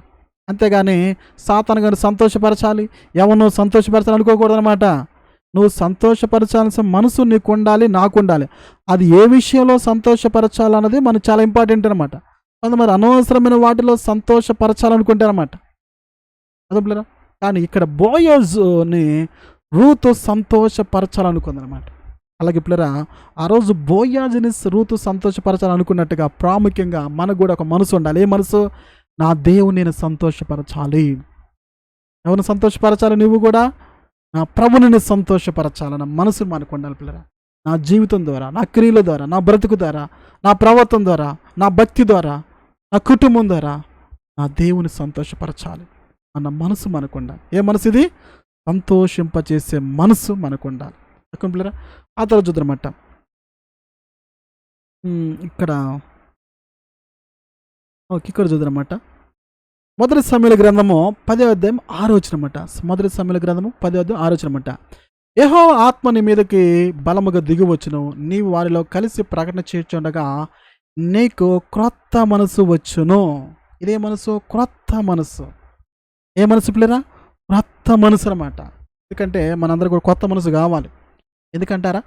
మనందరం కూడా పాపంలో పుట్టాం, పాపంలో పెరిగాం, మనలో పాపం ఉందన్నమాట, పాపపు మనసు ఉందన్నమాట మనలో. అదుపులరా ఆ మనసు పోవాలన్నమాట. ఈ మనసు పోయి ఏ మనసు రావాలి? కొత్త మనసు రావాలి. అందుకే ప్రభు ఒకడు కొత్తగా జన్మిస్తేనే తప్ప అతను దేవుని రాజ్యంలో ప్రవేశించడు అన్నాడు. అవును, ఒకడు కొత్తగా జన్మిస్తేనే, అంటే ఒక మనిషి కొత్తగా జన్మించడం అంటే యేసు ప్రభుని సొంత రక్షకునిగా అంగీకరించినప్పుడు మనకి కొత్త జన్మ జరుగుతుందన్నమాట. అంటే కొత్త మనసుని ఇస్తున్నమాట. అదుపులో అందుకే రక్షించబడిన వారికి ఎలా ఉంటుందంటే మనసు మారిపోద్దనమాట, కొత్త మనసు వస్తుందన్నమాట. అంతకుముందులా సినిమాలు చూసే మనసు, అంతమంది అబద్ధాలాడే మనసు, అంతమంది దొంగతనం చేసే మనసు, అంతమంది తిరిగే మనసు, అంత బాధ్యనమాట. అయ్యా నేను ఒకప్పుడు చాలామంది సాక్ష్యాలు చెప్తుంటారు, ఒకప్పుడు నేను తాగేవాడిని, ఒకప్పుడు హత్య చేసేవాడిని, ఒకప్పుడు దొంగతనం చేసేవాడిని, ఒకప్పుడు మర్డర్ చేసేవాడిని, ఒకప్పుడు వ్యభిచారం చేసేవాడిని, ఇప్పుడు నేను మారానయ్యా, దేవుడు నాలో అటువంటి మనసు తీసేశాడయ్యా అని చెప్తుంటారు. ఎందుకని? వారికి దేవుడు కొత్త మనసు ఇచ్చాడనమాట. ఇక్కడ కూడా సౌలుకి దేవుడు కొత్త మనసు ఇచ్చాడనమాట. మరి ఈ మనసు మనం పొందుకోవాలి పిల్లరా. పొందుకున్నారా కొత్త మనసు? నూతనమైన మనసు అనమాట. అందుకే మీ మనసు మారి అని ఉందన్నమాట. మన మనసు మారాలి, కొత్త మనసు రావాలి మనకి. అర్థం లేరా? ఎందుకంటే ఈ కొత్త మనసు రావాలి. ఏ మనసు ఇది? కొత్త మనసు. ఈ మనసు ఎవరిస్తారంటే దేవుడు మాత్రమే నీకు నాకు ఇవ్వగల దేవుడు అనమాట. ఇది లోకంలో వచ్చే మనసు కాదు. ఈ కొత్త మనసు ప్రభు మనకి ఇవ్వాలి. ఆ రోజు ఏం చేసి చూడండి పిల్లరా, ఇక్కడేముంది? యెహోవా ఆత్మ నీ మీదకి బలముగా దిగివచ్చును, నీవు వారితో కలిసి ప్రకటన చేయుచుండగా నీకు కొత్త మనసు వచ్చును. ఎప్పుడు కొత్త మనసు వచ్చేదంట? యెహోవా ఆత్మ నీ మీదకి బలముగా దిగివచ్చును అంటే ఎప్పుడైతే దేవుడు ఆత్మ నీలోకి వస్తుందో అప్పుడు ఏ మనసు వస్తుంది నీకు? కొత్త మనసు వస్తుందన్నమాట. అంటే దేవుడు ఆత్మ ఒక మనుషులోకి రాకపోతే అతనిలో పాత మనసే ఉంటుంది. ఏ మనసు ఇది? పాత మనసు, పాత ఆదాము స్వభావం మనసు. అదంపులరా ఆ స్వభావం గల మనసు ఉంటుంది అనమాట. దేవుని ఆత్మ మనలోకి వచ్చినప్పుడు కొత్త మనసు వస్తలేరా. ఈ మనసు ద్వారా నువ్వేం ఎలా ఉంటావు? దేవునికి అంగీకారం బ్రతుకుతావు, దేవుని సంతోషపరుస్తావు, దేవుని ఆనందింపజేస్తావు, దేవుని చిత్తం చేస్తావు, దేవుని కోసం బ్రతుకుతావు అనమాట. అర్థంలేరా? అందుకే కొత్త మనసు మనం అడగాలి దేవుణ్ణి. ఒకవేళ నీలో కొత్త మనసు లేదా, పాత మనసే ఉందా అంటే పాపము ఏదైతే మనలో ఉందో వాటి వైపు నీ మనసు వెళుతుందా? ప్రభా నాకు కొత్త మనసు ఇవ్వయ్యా. ఒకవేళ నీ భర్తలో కూడా అడగవచ్చు, ప్రభా నా భర్త కూడా కొత్త మనసు ఇవ్వయ్యా, అతనిలో పాత స్వభావం ఉందయ్యా, పాత మనసు ఉందయ్యా అతను. అంటే ఎందుకంటే కొంతమందికి అదే మనసు మారాలి. భర్త కానీ భార్య కానీ ఎవరైనా ఒక వాళ్ళ జీవితంలో మారాలంటే ఏం మారాలంటే మనసు మారాలి. మనసు మారితేనే ఆలోచన మారిద్ది, మనసు మారితేనే తలంపులు మారుతాయి, మనసు మారితేనే చేతలు మారుతాయి, మనసు మారితేనే జీవితం మారిద్ది పిల్లరా. అర్థమైతే అందుకే సౌలు కూడా దేవుడు ఇచ్చాడు, కొత్త మనసుని ఇచ్చాడనమాట. చూడండి అందుకే 10:9 అతడు సమూయేలు నద్ద నుండి వెళ్ళిపోవటకై తిరగగా దేవుడు అతనికి ఏ మనసు అనుగ్రహించాడు పిల్లరా? ఏ మనసు? చూడండి ఏ మనసు అనుగ్రహించాడు పిల్లరా? మీరు చూస్తున్నారు స్క్రీన్లో. దేవుడు అతనికి ఏ మనసు అనుగ్రహించాడు? ఏ మనసు పిల్లరా? కొత్త మనసు అనుగ్రహించాడు. పొందుకున్నావా ప్రియమైన సహోదరి సహోదరా? ఈ కొత్త మనసు నువ్వు పొందుకున్నావా? మనం కొత్త సంవత్సరాలు అడుగు పెడుతున్నాం. కొత్తదంటే నూతన అనమాట. నూతనమైన సంవత్సరాలు అడుగు పెడుతున్నాం, నూతనమైన ఆశీర్వాదాలు కావాలనుకుంటున్నాం, నూతనమైన దీవెనలు కావాలనుకుంటున్నాం, ఇంకా నూతనమైన వాటిని పొందుకోవాలనుకుంటున్నాం. కానీ నాకు నూతనమైన మనస్సు, కొత్త మనస్సు పొందుకున్నారా? సౌలుకి దేవుడు కొత్త మనసు ఇచ్చాడు. కొత్తది అంటే నూతనమైనది. మరొకటి అంటే తనకున్న మనసుని ఉంచలే దేవుడు. ఎందుకని? తన మనసుతో ఉంటే దేవుడు పని చేయలేడు. ఎందుకంటే దేవుడు కొత్త మనసు అనుగ్రహించాడంటే సౌలుని దేవుడు ఇజ్రాయేల్ ప్రజల మీద రాజుగా కోరుకున్నాడు, నియమించాడనమాట. ఆ రాజుగా ఉండాలి అంటే, రాజ్య పరిపాలన చేయాలంటే అతనికి కొత్త మనసు కావాలన్నమాట. అలాగే పిల్లరా, ఈ లోకంలో నువ్వు కానీ నేను కానీ దేవుని చిత్తం చేయాలంటే, దేవుని కోసం బ్రతకాలంటే, దేవుని సంతోషపరిచే వారంగా నేను ఉండాలంటే నీకు నాకు కావాల్సింది ఏంటో తెలుసా? కొత్త మనసు కావాలి. ఆ మనసు ఎవరు అనుగ్రహిస్తారంటే దేవుడు అనుగ్రహిస్తాడు. ఆ రోజు సౌలుకు అనుగ్రహించినట్టుగా నీకును నాకును అనుగ్రహించగల గొప్ప దేవుడు నువ్వు అడగలిగితే. పౌలుకు కూడా కొత్త మనసు, మరి కొత్త నిబంధనలు చూస్తే పౌలుకు కూడా దేవుడు కొత్త మనసు అనుగ్రహించాడు. గతంలో ఏ మనసు ఉండేవాడు అతనికి? హింసకుడు, హానికరుడు, దూషకుడు, అటువంటి మనసు ఉందన్నమాట.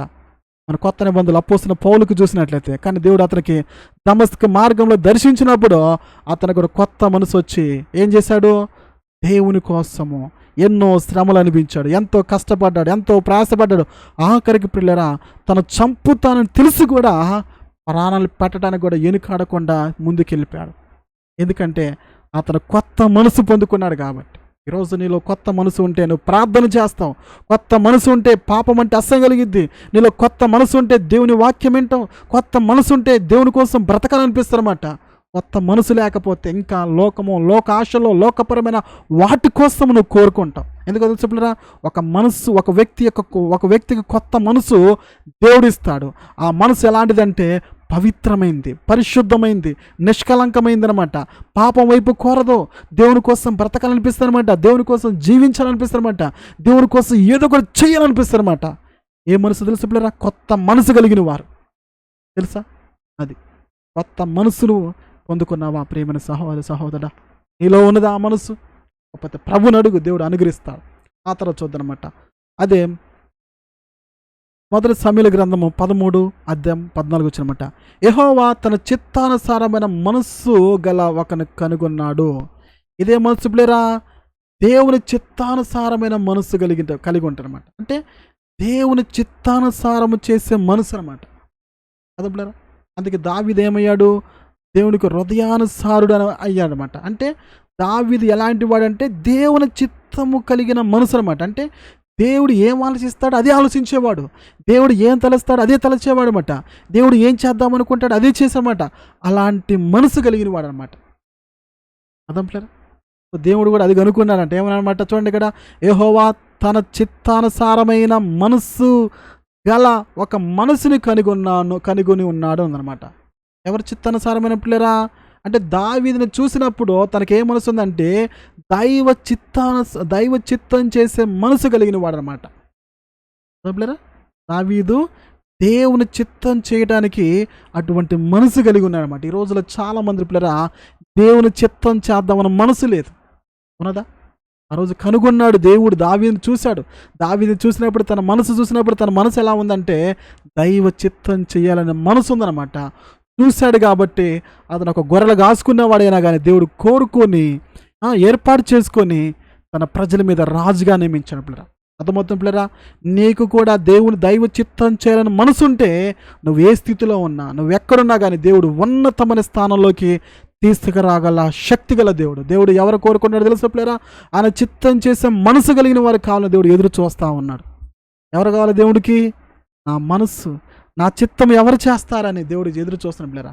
ఈ రోజుల్లో మనుషులకి ఏముందంటే వాళ్ళ ఇష్టాలు నెరవేర్చుకోవాలని మనసు ఉంటుంది, కానీ నా దేవుని చిత్తం చేయాలి, నా దేవుని కోసం బ్రతకాలి, నా దేవుని కోసం జీవించాలి, నా దేవుని సంతోషపరచాలని మనసు లేని వారిగా ఉంటున్నారు. మరి మీరు ఎలా ఉన్నారు? ఉన్నదా ప్రియమైన సహోదరి? ఈరోజు కనీసం దేవుడు ఏం మాట్లాడుతున్నా విన్నామని మనసు లేని వాళ్ళు చాలామంది పిల్లరా. ఎంతోమంది కామెంట్ చేసి వెళ్ళిపోతున్నారు. పోనీ దేవుడు వారు అందరూ వదిలిపెడతారన్నమాట. ఒకరోజు పొట్టుని గింజల్ని వేరు చేసే రోజు వస్తుంది పిల్లరా. అర్థమవుతుందా? ఎందుకంటే మనకి ఏ మనసు ఉండాలి? దేవుని చిత్తం చేసే మనసు ఉండాలి. అదే పిల్లరా, మనుషుల చిత్తం కాదు, సాతాను చిత్తం కాదు, మన చిత్తాలు కాదు నెరవేర్చుకోవాల్సింది, మన ఇష్టాలు కాదు పిల్లరా, దేవుని చిత్తం చేసే మనసు ఉండాలి. ఉన్నదా అటువంటి మనసు? మన ఇష్టాలు చేస్తూ ఉన్నాం, ఆ మనసు ఉండాలి పిల్లరా. దావీదు చూడండి పిల్లరా, దావీదు ఎంతగా అంటే దేవుని కోసం మందిరం కట్టించాలనుకున్నాడు. ఏ మనసు అది? దైవ చిత్తానుసారమైన మనసు. ఈ రోజుల్లో దేవునికి కానుక ఇవ్వాలంటే మనసు ఒప్పదు. దావీదు దేవుని కోసం మందిరం కట్టించాలనుకున్నాడు. కట్టించడమే కాదు పిల్లలు, దానికి కావాల్సిన అన్నింటిని సమకూర్చాడు. తన కష్టపడిన ధనాన్ని కూడా దేవుడికి ఇచ్చాడు. ఏమన్నాడు? ప్రభా, నా శక్తితో నేను ఇవ్వట్లేదయ్యా, నా బలంతో ఇవ్వట్లేదు, నువ్వు ఇచ్చిన దాంట్లో నేను ఇచ్చాను అన్నాడు అనమాట. మనమైతే నేను అంత ఇచ్చాను, ఇంత ఇచ్చాను, అంత ఇచ్చాను అని మనము ఏం చేస్తాం? కాళ్ళు ఎగరేస్తూ ఉంటాం, గొప్ప చెప్పుకుంటూ ఉంటాం. కానీ దావీదు అలా ఏమన్నాడు తెలుసా పిల్లరా? నువ్వు ఇచ్చిన దాంట్లో నేను ఇస్తున్నాను అన్నాడు. అంతేగాని నేను ఇస్తున్నాను అనలే పిల్లరా.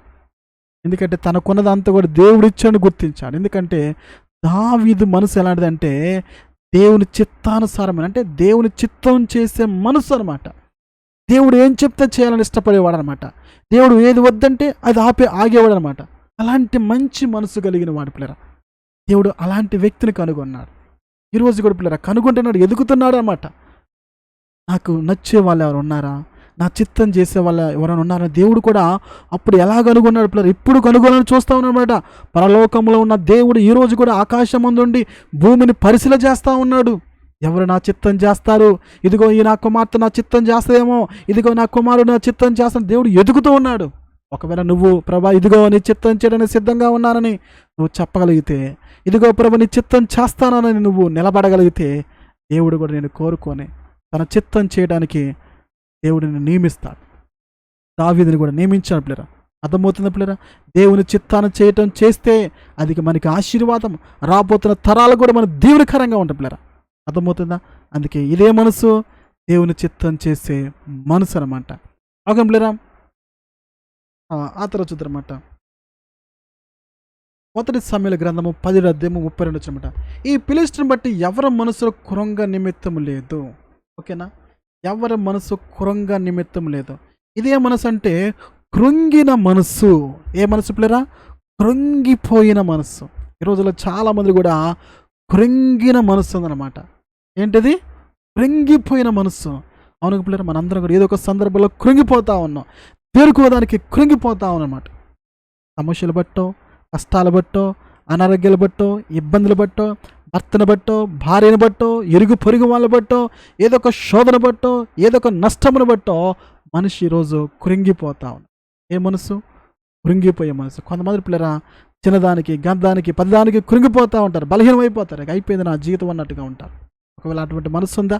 ఆ రోజు కూడా ఇజ్రాయెల్ ప్రజలు కూడా ఆ యొక్క గొలియాతు వారు ఎదురుకు వచ్చినప్పుడు, సవాలు విసురుతున్నప్పుడు ఇజ్రాయెల్ ప్రజలందరూ కూడా మనసు కృంగిపోయింది. అయ్యో, ఎవడు వారితో పోట్లాడతాడు, ఎవడు వారిని జయిస్తాడు అన్న మనసు వారిలోకి వచ్చారు. కానీ దావీదు మాత్రం తన మనసు కృంగిపోలా, తన దేవుడిని యెహోవాను బట్టి ధైర్యం తెచ్చుకున్నట్లరా. ఒకవేళ మీరు కూడా మీలో కూడా కృంగిపోయే మనసు ఉంటే దేవుని అడగండి, ప్రభా నేను ప్రతిదానికి కృంగిపోతున్నానయ్యా.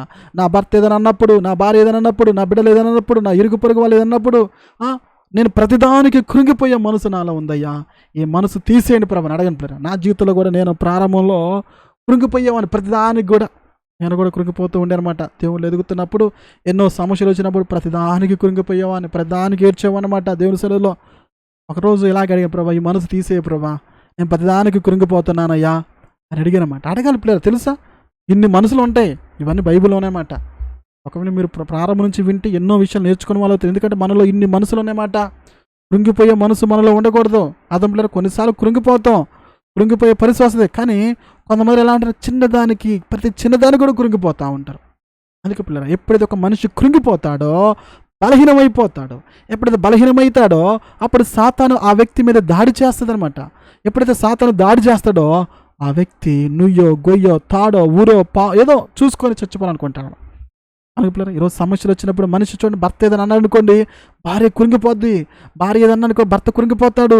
బిడ్డలు ఏదైనా అన్నారనుకో, తల్లిదండ్రులు కృంగిపోతూ ఉంటారు. తల్లిదండ్రులు ఏదైనా అంటే బిడ్డలు కృంగిపోతుంటారు. అవును కదా?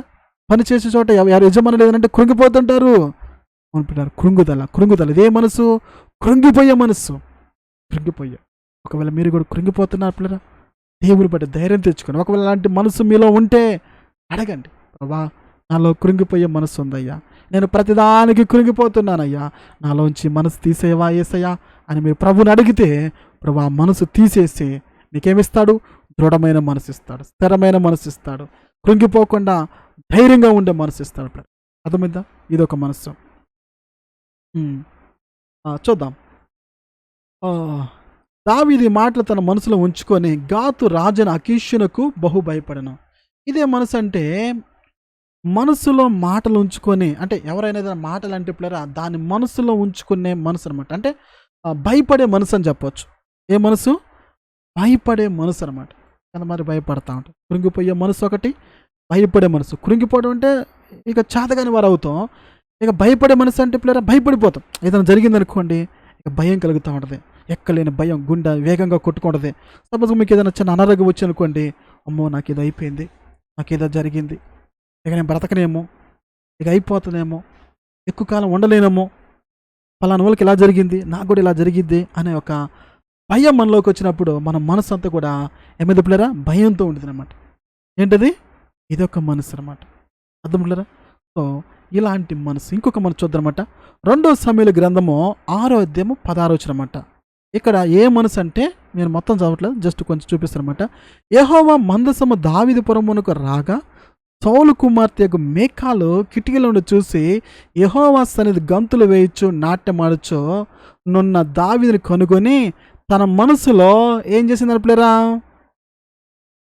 ఏం చేసింది? హీనపరిచెను. అంటే హీనపరిచే మనసు అన్నమాట. ఎవరు? మేకాలకి ఏ మనసు ఉంది? హీనపరిచే మనసు. అంటే ఎదుటి వాళ్ళని హీనపరిచే, తక్కువగా చేసే మనసు ఉంటుందన్నమాట కొంతమందికి. దావీదు దేవుని యొక్క మందసం ఎదుట నాట్యం చేస్తూ ఉన్నాడు. నా దేవుడు ఈ స్థితికి తీసుకొచ్చాడు, దేవుడు నన్ను ఈ స్థితిలో నిలబెట్టాడు, దేవుడు ఎదుట హృదయపూర్వకంగా మనస్సు పూర్తిగా దేవుని సన్నిధిలో ఆనందిస్తూ ఉంటుంటే మేకాల కిటికీలో చూసి ఏమనుకుంది తెలుసా ప్లేరా? తను హీనపరుచుకుందంట. ఎక్కడ హీనపరిచింది తెలుసా? మనసులో హీనపరిచింది, అంటే తక్కువ చేసింది అనమాట. అర్థం ప్లేరా? హీనపరిచింది అనమాట. అలా చేయటం వల్ల ఏం జరిగింది తెలుసా ప్లేరా? మేకాలకి గర్భఫలం లేకుండా దేవుడు చేశాడు. అందుకే ప్లేరా, నీ మనసులో కూడా ఎదుటి వాళ్ళని హీనపరచకూడదు, తక్కువ చేయకూడదు. మనం డైరెక్ట్ ఇక్కడ మేకాలు డైరెక్ట్గా వెళ్ళి దావీదుని హీనపరచలా, అవమానపరచలా, తన మనసులో హీనపరుచుకుందంట. ఎక్కడ? తన మనసులో. అలాగే పిల్లరా, నువ్వు కానీ నేను కానీ మన మనసులో కూడా ఎదుటి వాళ్ళని హీనపరచకూడదు. గుర్తుపెట్టుకోవాలి పిల్లరా. చూస్తున్నాం, మీకు ఆ యొక్క మాటని అండర్లైన్ చేశారన్నమాట. చూడండి పిల్లరా, ఒకసారి యెహోవా మందసము దావీదుపురమునికి రాగా సౌలు కుమార్తె యొక్క మేకాలు ఎక్కడ నుండి చూస్తుంది? కిటికీలో నుండి చూస్తుందన్నమాట, కోటలో నుండి చూస్తుందన్నమాట. చూసి యెహోవా సన్నిధి గంతులు వేయచ్చు నాట్యం ఆడుచున్న దావీదుని కొనుక్కొని, దావీదు ఎక్కడ గంతులు వేస్తున్నాడు? దేవుని సన్నిధిలో గంతులు వేస్తున్నాడు. దేవుని సన్నిధిలో ఆనందించడం తప్ప పిల్లలు చెప్పండి? దేవుని సన్నిధిలో నాట్యం చేస్తున్నాడు, దేవుని సన్నిధిలో ఆనందిస్తుంటే దేవుళ్ళు ఆనందిస్తున్న వ్యక్తిని ఏం చేసింది? మన మనసులో హీనపరుచుకుంది పిల్లలు. రోజుల్లో చాలా మంది స్వభావం ఇదొక పిల్లరా, హీనపరుచుకుంటారు. ఎక్కడ? మనసులో. నీ మనసులో కూడా ఎవరిని హీనపరచకూడదు ప్రియమైన సహోదరి సహోదరు. అది నీకు మంచిది కాదు. ఎందుకంటే మన మనసులో హీనపరుచుకున్నది కూడా పిల్లరా దేవుడికి తెలుసు. ఆ రోజు మనసులో హీనపరుచుకున్నందుకు దేవుడు ఏం చేశాడు తెలుసు పిల్లరా? ఆగేం చేశాడు? సంతానం లేకుండా చేశాడు. పిల్లలు లేకుండా పోయారు. అందుకే పిల్లరా, ఎప్పుడు కూడా మనం ఎదుటి వాళ్ళని ఏం చేయకూడదు? హీనపరచకూడదు పిల్లరా. అది గుర్తుపెట్టుకోవాలన్నమాట. ఎందుకంటే వాళ్ళు ఎవరైనా కావచ్చు, మనకు నచ్చాలని ఏం లేదు, అందరూ కూడా మనకు నచ్చుతారని లేదు. ఇప్పుడు నేను వాక్యం చెప్తున్నాను, ఒకవేళ నా మాటలు కొంతమంది కఠినంగా ఉండొచ్చు, కొంతమందికి ఇష్టంగా ఉండొచ్చు, కొంతమంది అర్థం చేసుకునేవారుగా ఉండొచ్చు. అంతేగాని ఇతను ఇలా చెప్తున్నాడని నన్ను హీనపరచుకోకూడదు. ఒకవేళ మీరు కూడా ఒకవేళ పాట పాడుతున్నారనుకోండి, ఏం స్వరం ఎలా ఉంది ఏంది, అతని స్వరం ఎలా ఉందని మనం వాళ్ళని తక్కువ చేయకూడదు అనమాట, హీనపరచకూడదు అనమాట. అంటే వాళ్ళకి ఏం దగ్గరికి వెళ్ళట్లేదు, మన మనసులో అనుకోకూడదు అనమాట. అలా అనుకోవటం కూడా, అలా చేయటం కూడా ఏంటంటే దాన్ని ఏమంటారంటే హీనపరచడం అంటారనమాట. అలా చేయటం వల్ల ఏమైద్ది? మన జీవితంలో ఆశీర్వాదం రాదు. అదే పిల్లరా, అందుకే చూడండి పిల్లరా, మీకు ఆ మాట చూపిస్తారన్నమాట. మీకు ఆ మాట చూపిస్తాను చూడండి. అదే అధ్యాయంలో హీనపరచడం వల్ల ఏం జరిగిందో 2 సమూయేలు గ్రంథం 6 అధ్యాయము 23వ వచనంలో ఏముందంటే, మరణం వరకు సౌలు కుమార్తె యొక్క మేకాలు పిల్లలు కనకుండా ఉండెను. చూసారా పిల్లరా? ఎప్పటి వరకు? మరణం వరకు సౌలు కుమార్తె యొక్క మేకాలు పిల్లలు కనకుండా ఉండెను. ఎందుకని? దావీదుని హీనపరిచినందుకు. ప్రాముఖ్యంగా దావీదు దేవుని సన్నిధిలో ఉన్నందుకు. ప్రాముఖ్యంగా దేవుని బిడ్డలో హీనపరచకూడదు. లోకంలో ఉన్న వారు అది వేరే విషయం, కానీ దేవుని కోసం బ్రతుకుతున్న వారిని నువ్వు హీనపరచకూడదు. ప్రాముఖ్యంగా నిజంగా ఎవరైతే దేవుని కోసం బతుకుతున్నారో, అతను దావీదు దేవుని సేవకుడు, ఇజ్రాయేల్ రాజు, దేవుని సన్నిధిలో నాట్యం చేస్తున్నాడు, దేవుని సన్నిధిలో పరవశిస్తూ ఉన్నాడు, ఆనందిస్తూ ఉన్నాడు, ఆ వ్యక్తిని హీనపరిచింది. అందువల్ల ఏం జరిగింది తెలిసిపోయినా ఒక శాపం వచ్చింది, పిల్లలు లేరు, గొడ్రాలుగా మిగిలిపోయింది. ఎంత దారుణమైన పిలుస్తున్నారా చెప్పండి? ఫలింపు లేదనమాట. శాపగ్రస్తమైన జీవితాన్ని మేకాలు అనిపించింది. కారణం ఏంటి తెలుసా? హీనపరిచే హృదయం కలిగిన స్త్రీ. ఒకవేళ మీరు కూడా అలాంటి స్థితిలో ఉన్నారా? దానివల్ల కూడా మనకి నష్టం ఉంటుంది, దానివల్ల కూడా మనకి శాపం వస్తుంది, దానివల్ల కూడా మనకి కీడు వస్తుంది. తెలుసా పిల్లరా? నీ మనసులో ఎదుటి వాళ్ళని హీనపరిచినా కానీ, ప్రాముఖ్యంగా దేవుని సన్నిధిలో ఉన్నవారిని, దేవుని కోసం బ్రతుకుతున్న వారిని హీనపరచకూడదు. ఇతను ఏంటంటే ఇలా చెప్తున్నాడు, ఇతను ఏంటంటే నా గురించి చెప్తున్నాడు అనుకోకూడదు. ఏదైనా కావచ్చు పిల్లలు, ఎగ్జాంపుల్ చెప్తున్నమాట. సో అలాంటి మనసు మనలో ఉండదు. ఏ మనసు ఇది? తన మనసులో అతని హీనపరచకూడదు. ఇది ఒక మనసు అన్నమాట. అర్థం పిల్లరా? సో కాబట్టి ఇటువంటి మనసు మనలో ఉండకూడదు అన్నమాట. అర్థమవుతుందా? అటువంటి మనసు వల్ల మనకి ఏం వస్తుంది? పాపం వస్తుంది అన్నమాట. ఆ తర్వాత కొన్ని మాటలు చెప్పి నేను ముగించడానికి ప్రయత్నం చేస్తానమాట. ఇక్కడ మొదటి రాజుల గ్రంథము, సో ఇక్కడ 8వ అధ్యాయం చూద్దామన్నమాట. 8వ అధ్యాయం 10వ వచనమట. ఇజ్రాయేలు దేవుడిని యెహోవా నామ ఘనతకు ఒక మందిరము కట్టించవాలని నా తండ్రి అయిన దావీదుకు ఏం కలిగిందంట? మనసు పుట్టగా. ఇదే మనసు దేవుని కోసం చేసే మనసు అనమాట. అంటే దావీదుకి మనసు కలిగింది. ఏ మనసు కలిగింది? నా దేవుని కోసం ఒక మందిరం కట్టించాలన్న మనసు కలిగిందనమాట. అంటే దేవుని కోసం మందిరం కట్టించాలన్న ఒక మనసు అనమాట. అంటే దేవుని కోసం పనిచేసే మనసు, దేవుని కోసం ఏదో ఒకటి చేసే మనసు. ఈ మనసు మనకు ఉండాలి పిల్లలు. ఎందుకంటే దేవుని కోసం దావీదు ఏం చేశాడు? ఒక మందిరం కట్టించాలన్న మనసు కలిగిన వాడు. అంతేగాని నేను గొప్పోడయ్యాను, నేను ఈ స్థితికి వచ్చాను అనుకొని ఏ స్థితికి తీసుకొచ్చాడు ఆ దేవుని మర్చిపోలా. ఆ దేవుని నామం ఘనత కొరకు ఒక మందిరం కట్టించాలని ఇష్టపడ్డాడు. ఎవరి కోసమో? తన ఘనత కోసం కాదు. ఓ దావీదు పెద్ద మందిరం కట్టించాడండి అని చుట్టుపక్కల రాజులందరూ చెప్పుకోవడం కోసం, తన ఘనత కోసం కాదు, తన దేవుడి నామము ఘనత కోసం ఒక మందిరం కట్టించాలని ఒక మనసు కలిగిన వాడు పిల్లరా. అలాగే ఈ రోజులు కూడా నీకు నాకు ఉండాల్సిన మనసు ఏంటో తెలుసా? నా దేవుడి నామము ప్రకటించబడాలన్న మనసు నీకు ఉండాలి, నాకు ఉండాలి. నా దేవుని నామము మహిమపరచబడాలన్న మనసు నీకు నాకు ఉండాలి. నా దేవుని యొక్క నామము అనేకులకి తెలియచేయబడాలని మనసు ఉండాలి. ఈ రోజుల్లో చాలామంది పిల్లరా సువార్త మాలాంటి వాళ్ళు ప్రకటిస్తున్నప్పుడు, అమ్మ కొంచెం సహకరించండి, అయ్యా సహకరించండి, లేదా దేవుని మందిరం కడతాము ఇలా సహకరించండి అంటే అలాంటి మనసు ఏముండదు. దేవుని కంటే, దేవుని పరిచర్య అంటే సహకరించే మనసు ఉండదన్నమాట. కానీ దేవుడు దావీదు పిల్లరా ఎటువంటి మనసు కలిగిన వాడు? దేవుని నామం ఘనత కొరకు ఒక మందిరం కట్టించాలని ఒక మనసు కలిగిన వాడు అనమాట. దేవుని నామము కోసం పిల్లరా, ఆయన ఘనత కోసము. అలాగే పిల్లరా నా దేవుడు ఘనత రావాలని మనకి నీకు ఉండాలి పిల్లరా. ఉన్నదా అటువంటి మనసు? నా దేవుని నామం ఘనపరచబడాలి, నా దేవుని నామం హెచ్చించబడాలని మనసు నీలో నాలో ఉండాలి పిల్లరా. మనం కాదు కనపరచబడాల్సింది. ఈరోజు నేను ప్రకటిస్తుంటే నేను కనపడకూడదు. నా దేవుడు ఎంత గొప్పవాడని నేను చాటి చెప్పాలని మనసు నాకు ఉండాలి. ప్రకటించే ఒక సేవకుడు నేను ఏదో పెద్ద బోధకుడుగా నేను కనపరచుకోవాలని ఉండకూడదు అనమాట. నా దేవుడు ఎంత గొప్పవాడో ఈ వాక్యం ద్వారా ప్రకటించే విధంగా నాకు అటువంటి మనసు ఉండాలి. అదే పిల్లరా మనకు కూడా అటువంటి మనసు ఉండాలి. ఏ మనసు ఇది? దేవుని కోసం చేసే మనసు, దేవుని కోసం నామం ఘనత కొరకు చేసే మనసు మనకు ఉండాలి పిల్లరా. ఉన్నదా అటువంటి మనసు? దేవుని కోసం ఏదైనా చేయగలుగుతున్నావా ప్రియమైన సహోదరి సహోదరా? చెయ్యి. నా దేవుని నామము పిల్లరా. ఒకవేళ మీరు సువార్త ప్రకటించలేకపోవచ్చు, మాలాంటి వాళ్ళకి మీరు ప్రోత్సహించవచ్చు. మేము దేవుని పరిచర్య చేస్తున్నప్పుడు దేవుని సేవను మీరు ప్రోత్సహించడం వల్ల కూడా దేవుని నామము మేము ఇంకా అనేక చోట్లకి మేము ప్రకటిస్తూ ఉంటాం. ఒకవేళ అయ్యా మీరు కదా ప్రకటించేది అనుకోవచ్చేమో, కానీ దేవుడికి తెలుసు మేము ప్రకటించడానికి కొన్ని దేవుని సేవలు అవసరతలు ఉంటాయి కాబట్టి అవసరాలు తీర్చబడడానికి మీరు సహకరిస్తున్నారు కాబట్టి పని చేస్తున్న మాకెంత ప్రతిఫలం ఇస్తాడో ప్రోత్సహిస్తున్న మీకు కూడా దేవుడు అదే ప్రతిఫలం ఇస్తాడు పిల్లరా. తెలుసా? ఏమంటే మీరు టీవీలో కనపడుతున్నారు, మీరు దాంట్లో కనపడుతున్నారు, మీరు ఎలా కనపడుతున్నారా?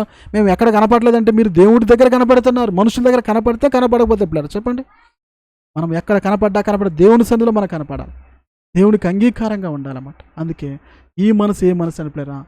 దేవుని కోసము ఆయన నామ ఘనత కోసము చెయ్యాలనే మనసు అనమాట. దావీదు కూడా ఏ మనసు కలిగి ఉన్నాడు? యెహోవా నామ ఘనత కొరకు ఒక మందిరం కట్టించవలనని నా తండ్రి అయిన దావీదునకు మనసును పుట్టగా. ఏం పుట్టింది? తన మనసులో పుట్టిందనమాట. నా దేవుని కోసం ఒక మందిరం కట్టించాలి.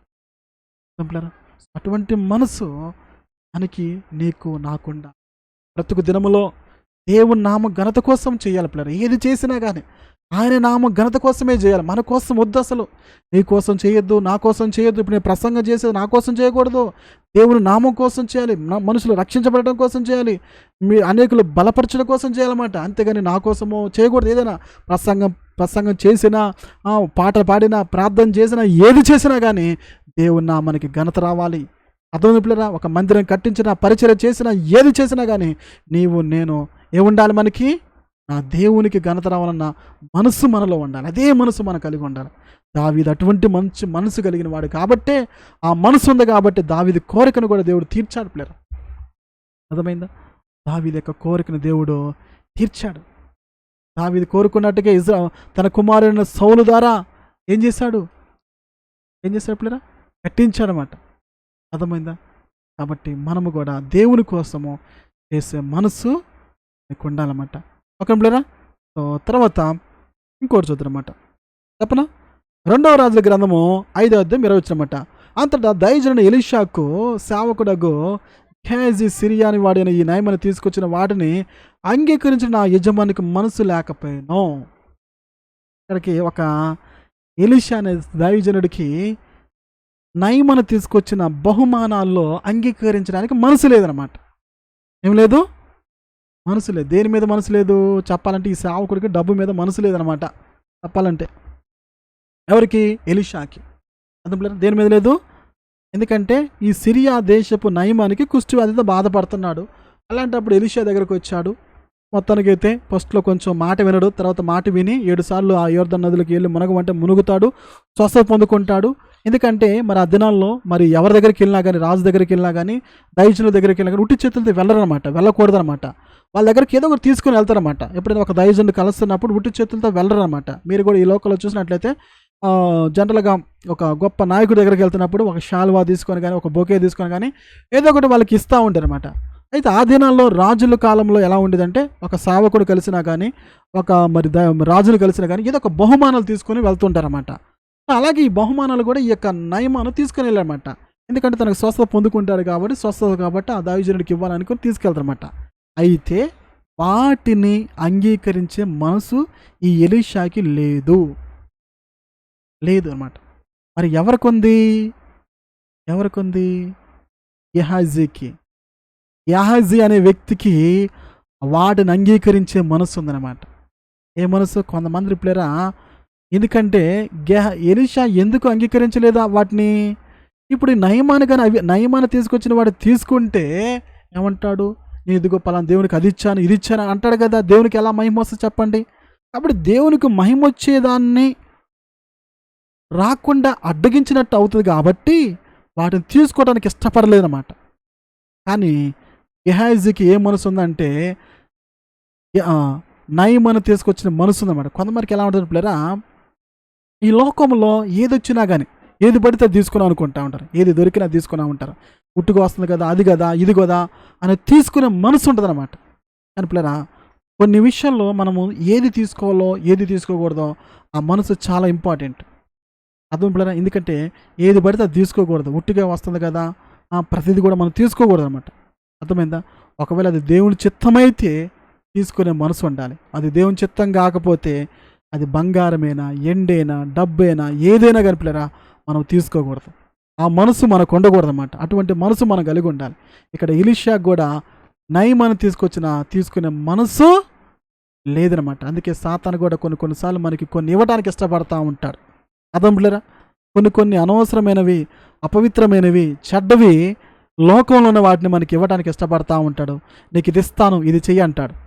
ఎగ్జాంపుల్గా మీరు ఎక్కడైనా ఉద్యోగం చేసేవాళ్ళనుకోలేరా, నీకు ఇంత శాలరీ, ఇప్పుడు నీకు 20,000 ఇస్తుంది కాబట్టి నీకు 50,000 చేస్తాను, నీవు నాతో పాపం చేయాలి, నీకు డబ్బు ఇస్తాను, ఇది చెయ్యని అలాంటి ఆలోచన పుట్టిస్తున్నమాట. ఇటువంటి మనసులు మనలో కలుగు చేస్తున్నమాట. అందుకే ఇప్పుడేరా సాతాను గారు ఏది ఇచ్చేదైనా కానీ దాన్ని తీసుకునేది మనకు ఉండకూడదు.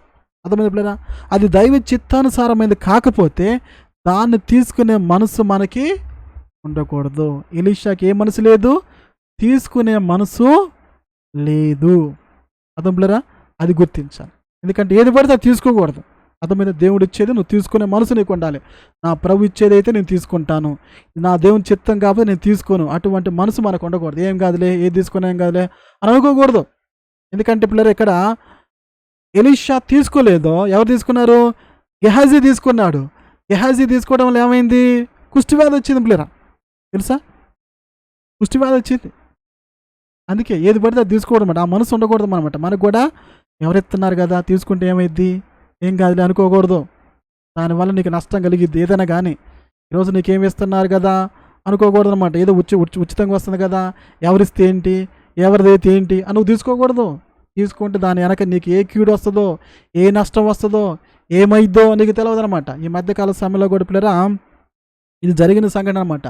పాపం తన భర్త జాబ్ చేస్తూ ఉన్నాడు, సడన్గా యాక్సిడెంట్ అయిందనమాట, కాళ్ళు పోయినమాట, హాస్పిటల్లో చూపించాలి, డబ్బులు కావాలి, ఇంట్లో 2 బిడ్డలు అనమాట, కుటుంబాన్ని పోషించుకోవాలి.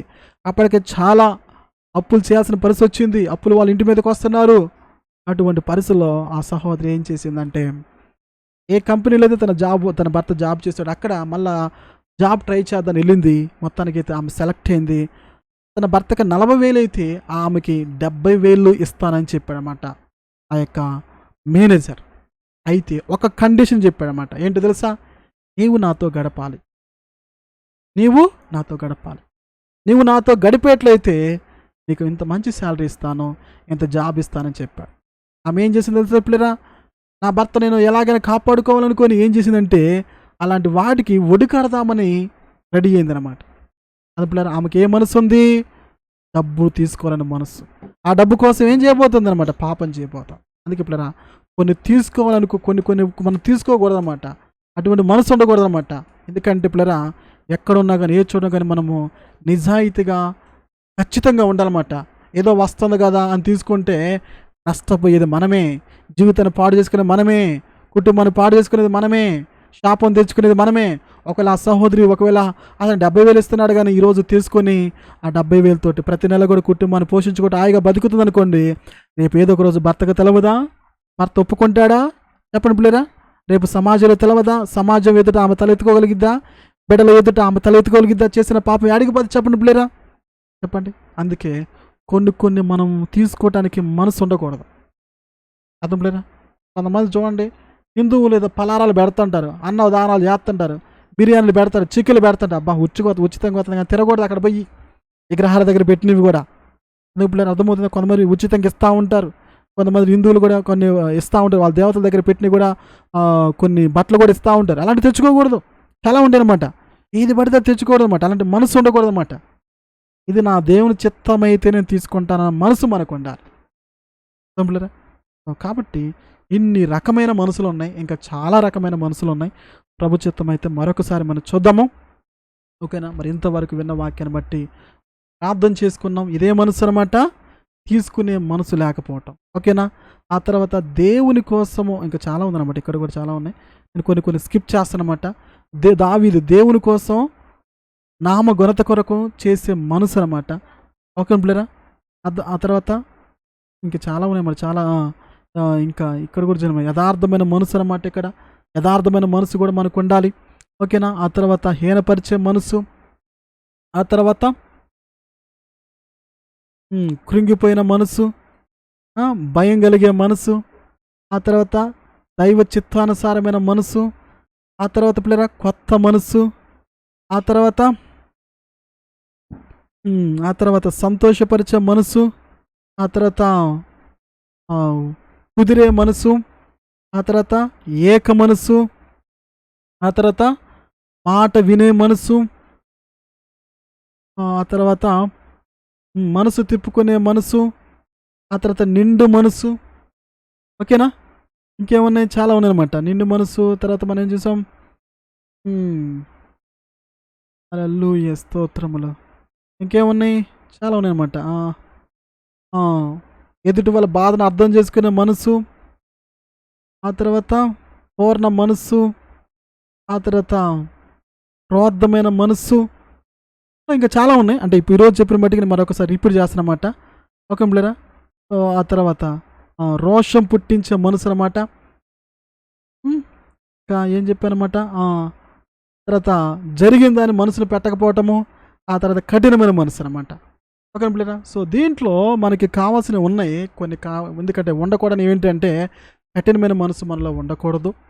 దేవుడు చేసిన కార్యాలని మర్చిపోయే మనసు మనలో ఉండకూడదు. ఆ తర్వాత ఇంకేం పిల్లరా? రోషం గల మనసు మనలో ఉండకూడదు. అర్థమైందా? సో కాబట్టి మనలో ఉండాల్సిన మనసు ఏదో అది ఉంచుకొని ఉండకూడని వాటిని మనము దూరం చేసుకున్నాం. ఓకే పిల్లరా. ఈ సమయంలో ఇంతవరకు దేవుడు తన వాక్యం ద్వారా నాతో, మీతో, మనందరితో తన వాక్యం ద్వారా మనతో మాట్లాడాడు పిల్లరా. ఒకవేళ మీ మనసు ఎలా ఉంది? దేవుని సంతోషపరిచే మనసుగా ఉందా? లేదా మిమ్మల్ని మీరు సంతోషపరిచే వారుగా ఉన్నారా? ఆ రోజు శారా ఇష్టమైన మనసు అనమాట. ఆ తర్వాత యవ్వనములో ప్రేమించే మనసు అనమాట. అర్థం పిల్లలు కలవరపడే మనసు అనమాట. ఒకవేళ మీరు కూడా ఈరోజు ఎటువంటి మనసు కలిగి ఉన్నారు? కఠినమైన మనసు కలిగి ఉన్నారా? ఎలాంటి మనసు కలిగి ఉన్నారో మిమ్మల్ని మీరు ఒకసారి పరిశీలన చేసుకోగలిగితే, నేను మనందరం కూడా మనం పరిశీలన చేసుకొని, ప్రభా నిజమే నాలో ఇటువంటి మనసు ఉందయ్యా, నాలో ఇటువంటి మనసు కలిగి జీవిస్తున్నాను ప్రభా అని సమయంలో మనము ప్రార్థన చేసుకున్నాం పిల్లరా. దయచేసి మీరు ఉన్న చోట మోకరించడానికి అవకాశం ఉంటే మీరు ఉన్న చోట మోకరించండి. ఈ సమయంలో కొన్ని నిమిషాలు మరి వాక్యాన్ని బట్టి మనం ప్రార్థన చేసుకున్నమాట. నేను మిమ్మల్ని ప్రార్థనలోకి నడిపిస్తుంటాం పిల్లరా. మరి ఆ విధంగా మీరు ప్రార్థన చేసుకుంటూ ఉండండి. మొదటి మనస్సు మరి ఇష్టపడే మనస్సు, లోకపరమైన మనస్సు. లోకపరమైన మనస్సు ఒకవేళ నీలో నాలో ఉంటే లోకపరమైన మనస్సు. మొదటగా దేవుని కుమారులు తమకు మనస్సుకు వచ్చిన స్త్రీలను వివాహం చేసుకున్నారు. ఒకవేళ మీకు కూడా మనస్సుకు నచ్చినట్టుగా చేస్తున్నారా? మీ మనసుకు తోచినట్టుగా చేస్తున్నారా? అది దైవ చిత్తమా కాదా అని తెలుసుకోకుండా నీ మనసుకు ఏదనిపిస్తే అదే చేస్తున్నావా? ప్రియమైన సహోదరు, అలా చేస్తున్నట్లయితే ఈ సమయంలో దేవుని దగ్గర ఒప్పుకో. నిజమే ప్రభా, నాకు మనసుకి నచ్చి నేను చేస్తున్నానే, కానీ నా మనసులోకి ఏది వచ్చినా కానీ అది నీ చిత్తమా కాదా అని నేను పరిశీలన చేయలేకపోతున్నాను ప్రభా.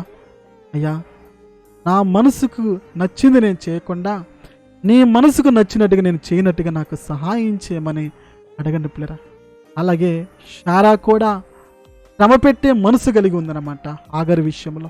ఒకవేళ మీరు కూడా శ్రమ పెట్టే మనసు కలిగి ఉన్నారా? ఇతరులను శ్రమ పెడుతూ ఇతరులు మిమ్మల్ని శ్రమ పెట్టారని, ఇతరులు మిమ్మల్ని హీనంగా చూశారని మీరు కూడా వాళ్ళని శ్రమ పెట్టాలని మనసు కలిగి ఉన్నారా? నా మనసు కలిగి ఉంటే ప్రభా నిజమేనయ్యా, నేను కూడా నా భర్త నన్ను శ్రమ పెట్టాడు, నేను కూడా అతను శ్రమ పెట్టాలి. నా భార్య నన్ను శ్రమ పెట్టింది, నేను కూడా అతను శ్రమ పెట్టాలి. నా ఇరుగు పొరుగు వాళ్ళని శ్రమ పెట్టాను, నేను కూడా వాళ్ళని శ్రమ పెట్టాలి అనుకుంటున్నావా? అంటే మనసు ఉందా? అలా మనసు ఉంటే ఈ సమయంలో అడుగు, ప్రభా నిజమే ప్రభా, నన్ను శ్రమ పెట్టిన వారిని నేను కూడా శ్రమ పెట్టాలని మనసు నాలో ఉందయ్యా. ప్రభా నీ వలే నేను శ్రమను భరించేవాడిగా, శ్రమను భరించేదానిగా నేను ఉండినట్టుగా అటువంటి మనసునివ్వండి అయ్యా. నన్ను శ్రమ పెట్టినప్పుడు నేను వారిని శ్రమ పెట్టాలన్న మనసు నాలో ఉండకూడదయ్యా. యేసయ్య కూడా తను శ్రమ పెట్టబడ్డాడు, కానీ ఆయన శ్రమ పెట్టలేదు ఇతరులు. యేసయ్య శ్రమ పెట్టబడ్డాడు, గాయపరచబడ్డాడు, అవమానపరచబడ్డాడు, కానీ ఆయన ఎవరైతే శ్రమ పెట్టారో ప్రభు ఆయన శ్రమ పెట్టలేదు. కాబట్టి పిల్లరా, నీవు నేను మనము శారవలే శ్రమ పెట్టేవారంగా ఉండకుండా, బాధ పెట్టేవారంగా ఉండకుండా, ప్రభా నేను ఇతరులు శ్రమ పెట్టేవారిగా ఉండకుండా అవసరమైతే నేనైనా శ్రమపడి ఇతరులకి సంతోషాన్ని కలిగించే మనసు నాకు ఇవ్వండి అని అడగండి పిల్లరా, అడగండి. ఆ తర్వాత మరి కలవరపడే మనసు. ఒకవేళ మీరు కూడా కలవరపడుతున్నారా? ఆ రోజు ఫరో కూడా కలవరపడ్డాడు, తనకు వచ్చిన కళను బట్టి కలవరపడిపోయాడు. ఒకవేళ మీ జీవితంలో జరిగే సంఘటనలు బట్టి కూడా మీరు కూడా కలవరపడుతున్నారా? ప్రభా నిజమేనయ్యా, నా జీవితంలో చిన్న చిన్న సంఘటనలకి, చిన్న చిన్న వాటికి నేను కలవరపడిపోతున్నాను ప్రభా. ఒకవేళ మీలో కూడా కలవరపడే మనసు ఉంటే, ఏదైనా మీ జీవితంలో జరిగినప్పుడు, ఏదైనా వినకూడని వాటిని విన్నప్పుడు, ఏదైనా చూడగని వాటిని చూసినప్పుడు ఒకవేళ మీరు కూడా కలవరపడిపోతున్నారా? ప్రతిదానికి అయ్యా నిజమే ప్రభా, నేను కూడా కలవరపడే మనసు నాలో ఉందయ్యా, ప్రతిదానికి నేను కలవరపడుతున్నాను తండ్రి. అయ్యా నాలో ఉన్న కలవరపడే మనసు తొలగించండి అయ్యా ప్రభా, నాలో ఉన్న కలవరపడే మనసు తీసేయండి ప్రభా. నిబ్రమగల మనసు నాకు ఇవ్వండి అయ్యా అని అడగండి పిల్లరా. ఎందుకంటే ఒకవేళ మీలో కలవరపడే మనసు ఉంటే ఈ సమయంలో ప్రభుని అడగండి, ప్రభా నాలో కలవరపడే మనసు తీసేయండి ప్రభుని అడగండి. అలాగే కఠినమైన మనసు. ఆ రోజు ఫరో కూడా కఠినము చేసుకున్నాడు. ఒకవేళ మీలో కూడా కఠినమైన మనసు ఉన్నదా? ఉంటే ప్రభు దగ్గర ఒప్పుకోండి. నిజమే ప్రభా, నేను చాలా కఠినంగా ప్రవర్తిస్తున్నానయ్యా, నా ఇరుగు పొరుగు వారి పట్ల, నా తోటి వారి పట్ల, సేవకుల పట్ల, విశ్వాసుల పట్ల, నా బంధువుల పట్ల, నా స్నేహితుల పట్ల, నేను పనిచేస్తున్న చోట నా భర్త పట్ల, నా భార్య పట్ల, నేను ఇరుగు పొరుగు వారి పట్ల ఎంతో కఠినంగా ఉంటున్నానయ్యా. నిజమే ప్రభా, ఈ కఠినత్వమే ఈరోజు నా జీవితంలో చాలా నష్టాన్ని కలుగజేసింది అని ఒకవేళ మీలో కఠినమైన మనసు ఉంటే పిల్లరా, ప్రభు దగ్గర యథార్థంగా ఒప్పుకోండి. ఒకవేళ నీ భర్త ఒక మాట అన్నాడని నువ్వు అలాగే మౌనంగా ఏం మాట్లాడకుండా కఠినంగా ఉంటున్నట్లయితే అది కఠినమైన మనసు కలిగిన మనసు నీలో ఉన్నదని అర్థము ప్రియమైన సహోదరా. ఒకవేళ నువ్వు ఇతరుల పట్ల ప్రేమ కలిగి ఉండకుండా, జాలి కలిగి ఉండకుండా, సమాధానం కలిగి ఉండకుండా ఉంటున్నట్లయితే నీలో కఠినమైన మనసు ఉంది. ఆ మనసు దానివల్ల నీకు నష్టం కలిగి చేసేది అనమాట. ఆ రోజు ఫరో కూడా ఎంతో కఠినమైన మనసు కలిగిన కాబట్టి ఐగుప్తు దేశంలో తొలిచూలు మరి బిడ్డలను పోగొట్టుకోవాల్సిన పరిస్థితి వచ్చింది. కఠినమైన మనసు ఉండబట్టే ప్రేమైన సహోదరు, ఒకవేళ నీలో కూడా కఠినమైన మనసు ఉంటే ఈ సమయంలో దేవుని దగ్గర యథార్థంగా ఒప్పుకో. ప్రభా నిజమేనయ్యా, నాలో కఠినమైన మనసు ఉందయ్యా, నాలో కఠినమైన మనసు తీసేసి మెత్తన మనసునివ్వండి అయ్యా, ప్రేమగల మనసునివ్వండి అయ్యా, జాలిగల మనసునివ్వండి అయ్యా అని అడగని పిల్లరా. ఒకవేళ మీలో కఠినమైన మనసు ఉందా? ఉంటే ఈ సమయంలో అడగండి పిల్లరా. అలాగే రోషం గల మనసు, నీలో రోషం పుట్టే మనసు ఉందా? రోషం పుట్టే మనసు ఉంటే నిజమే ప్రభా, ప్రధానికి నేను రోషపడుతున్నానయ్యా, నాలాంటి మనసు ఉందయ్యా, నా భర్త ఏదనగా గెంతదానికి రోషం వస్తూ ఉంది, కోపం కలుగుతూ ఉంది ప్రభా, నాలో ఉన్న ఈ రోషం కలిగే మనసు తీసేయండి ప్రభా, రోషం కలిగించే మనసు తీసేయండి ప్రభా అని అడగండి ప్రభా. ఒకవేళ మీలో కూడా రోషం కలిగే మనసు ఉంటే తీసేయమని అడగండి. అలాగే కాలేబు మంచి మనసుతో దేవుని అనుసరించాడు.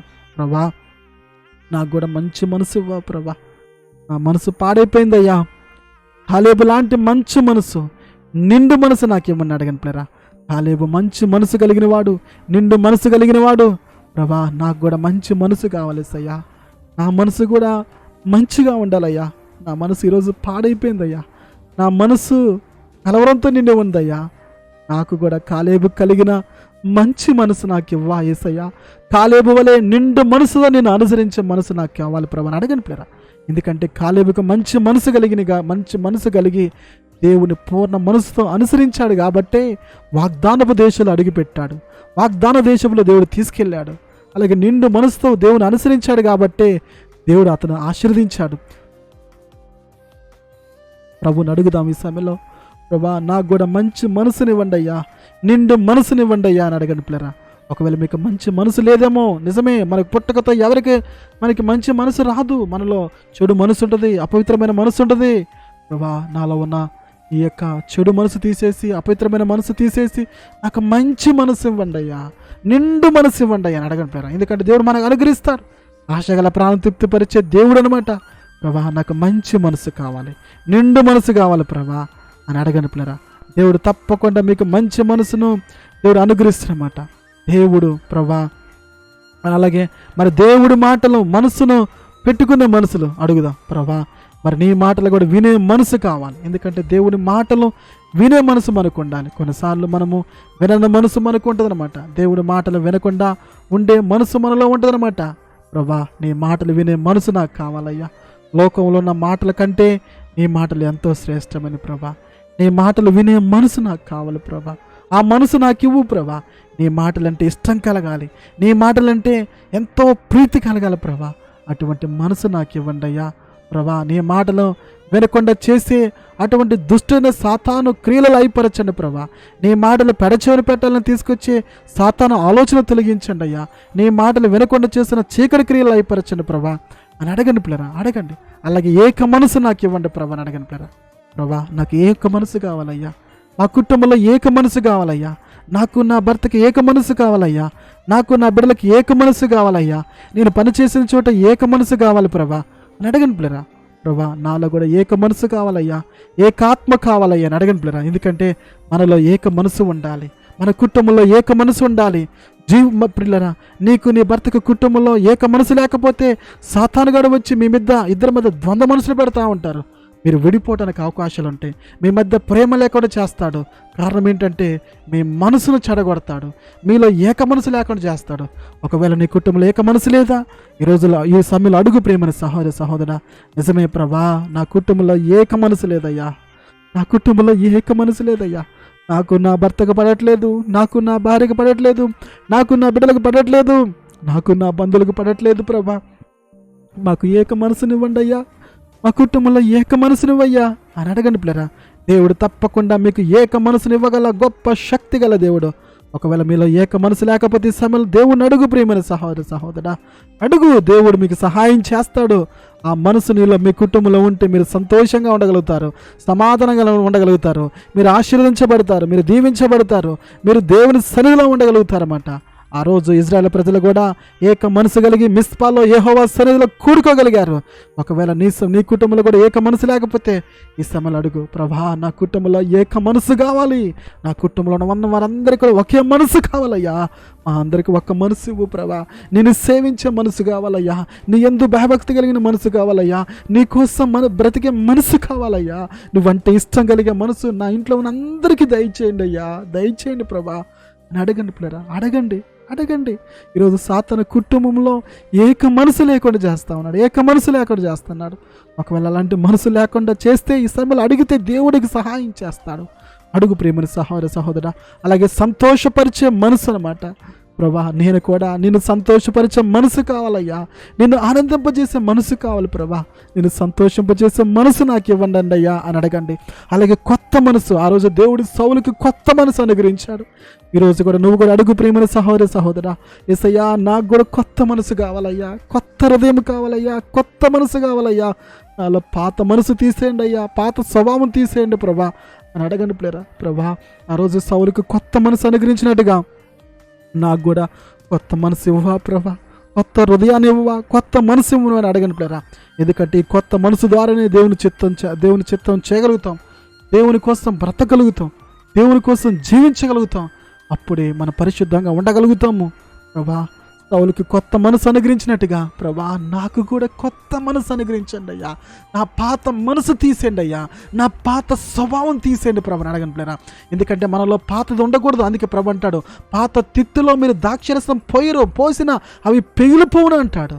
కాబట్టి ప్రేమని సహోదరి ఈ సమయంలో కొత్త మనసు అడుగు, కొత్త హృదయాన్ని అడుగు. ఈ సమయంలో దేవునికి కొత్త మనసుని ఇస్తాడు. ఆ రోజు సౌలుకి కొత్త మనసు అనుగ్రహించినట్టుగా నీలో, నీ భర్తలో, నీ కుటుంబంలో ఎవరికైనా కొత్త మనసు లేదా, ఈ సమయంలో అడిగితే దేవుడు వారికి అనుగ్రహిస్తాడు. అలాగే దేవుని చిత్తం చేసే మనసు అడుగు ప్రభా, నీ చిత్తం చేసే మనసు కావాలి ప్రభా. దావీదు కూడా దేవుని చిత్తం చేసే మనసు కలిగిన వాడు కాబట్టే దేవుడు ఆ వ్యక్తిని కనుగొన్నాడు. ప్రభా నాకు కూడా నీ చిత్తం చేసే మనసు కావాలయ్యా, నీ చిత్తం చేసే మనసు కావాలయ్యా, నీ చిత్తం చేసే హృదయం కావాలయ్యా అని అడగండి పిల్లరా. దావీదు ఏ విధంగా అయితే మరి దేవుని చిత్తం చేసే మనసు కలిగిన వాడో, అలాగే నాకు కూడా ప్రభా ఈ లోకంలో జీవించినంత కాలం నీ చిత్తం చేసే మనసు నాకు కావాలి ప్రభా అని అడగండి పిల్లరా. అలాగే మరి మీకాలు దావీదుని మనసులో ఈనపరిచిందనమాట, ఈనపరిచే మనసు. ఒకవేళ మీలో కూడా ఇతరులు ఈనపరిచే మనసు ఉందా? అలా మనసు ఉంటే ప్రభా నిజమేనయ్యా, నేను కూడా ఎంతోమందిని నా మనసులో ఈనపరిచాను ప్రభా. అయ్యా నా మనసులో ఈనపరుచుకుంది నువ్వు చూసావు ప్రభా, నన్ను క్షమించు ప్రభా. నా ఇరుగు పొరుగు వారిని, నా భర్తను, నా భార్యను, ప్రాముఖ్యంగా నీ బిడ్డలను కూడా, నీ సేవకులు కూడా నా మనసులో హీనపరుచుకున్నాను ప్రభా, నన్ను క్షమించు ప్రభా అని అడగను ప్లేరా. ఆ రోజు దావీదుని మేకలు హీనపరుచుకుందనమాట, తన మనసులో హీనపరిచింది. ప్రేమైన సహోదరు ఒకవేళ నువ్వు కూడా ఇతరులు హీనపరిస్తే ఆ రోజు సౌలు కుమార్తె శాపగ్రస్తమైపోయింది, బిడ్డలు లేరు, గొడ్రాలుగా మిగిలిపోయింది.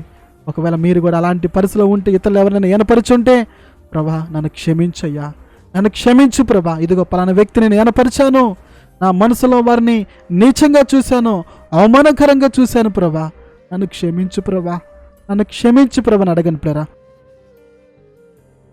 ఎందుకంటే మనం ఎవరిని కూడా ఈనపరచకూడదు మన మనసులో.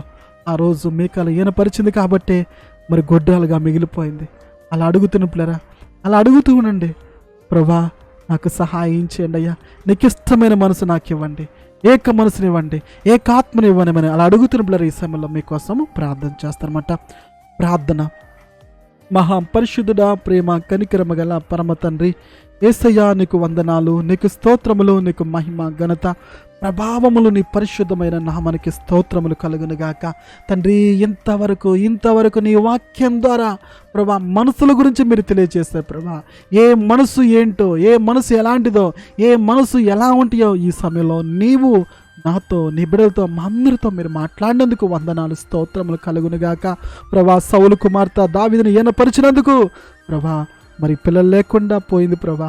అయ్యా ఏ ఒక్కరు నీ బిడ్డలు కూడా మరి ఇతరులు ఈనపరిచే వారంగా ఉండకుండా, ఇతరులు ఘనపరిచే వారంగా, ఇతరులు పొగిడే వారంగా, ఇతరుల్ని సంతోషింపజేసే వారంగా మేము ఉండే మనసు మా అందరికీ మీరు దయచేయండి ప్రభా. అలాగే ప్రభా కాలేబు వలె నిండు మనసుతో నిన్ను అనుసరించినట్టు, ఏక మనసుతో నిన్ను అనుసరించినట్టుగా సహాయం చేయండి అయ్యా. నీ బిడ్డలైన ప్రతి ఒక్కరు కూడా నిండు మనసునివ్వండి అయ్యా ప్రభా, నిండు మనసునివ్వండి, ఏక మనసునివ్వమని అడుగుచున్నాం ప్రభా. అలాగే ప్రభా నేను సంతోషింపచేసే మనసు ప్రతి ఒక్కరికి దయచేయమని ప్రార్థిస్తూ మిమ్మల్ని వేడుకున్నాం ప్రభా. ఒకవేళ ఇంకా ఎవరైతే కృంగిన మనసు ఉందో ప్రభా, వారిలో ఉన్న కృంగిన మనసు తొలగించబడుతున్నాం ప్రభా. విచారపడే మనసు ఎవరికి ఉందో ప్రభా, ఆ మనసు తీసేయండి ప్రభా. కలవరపడే మనసు ఎవరికి ఉందో ప్రభా, ఇప్పుడే నీ నామములో సంపూర్ణంగా వారిలో నా మనసు అంతా తొలగిపోనుగాక.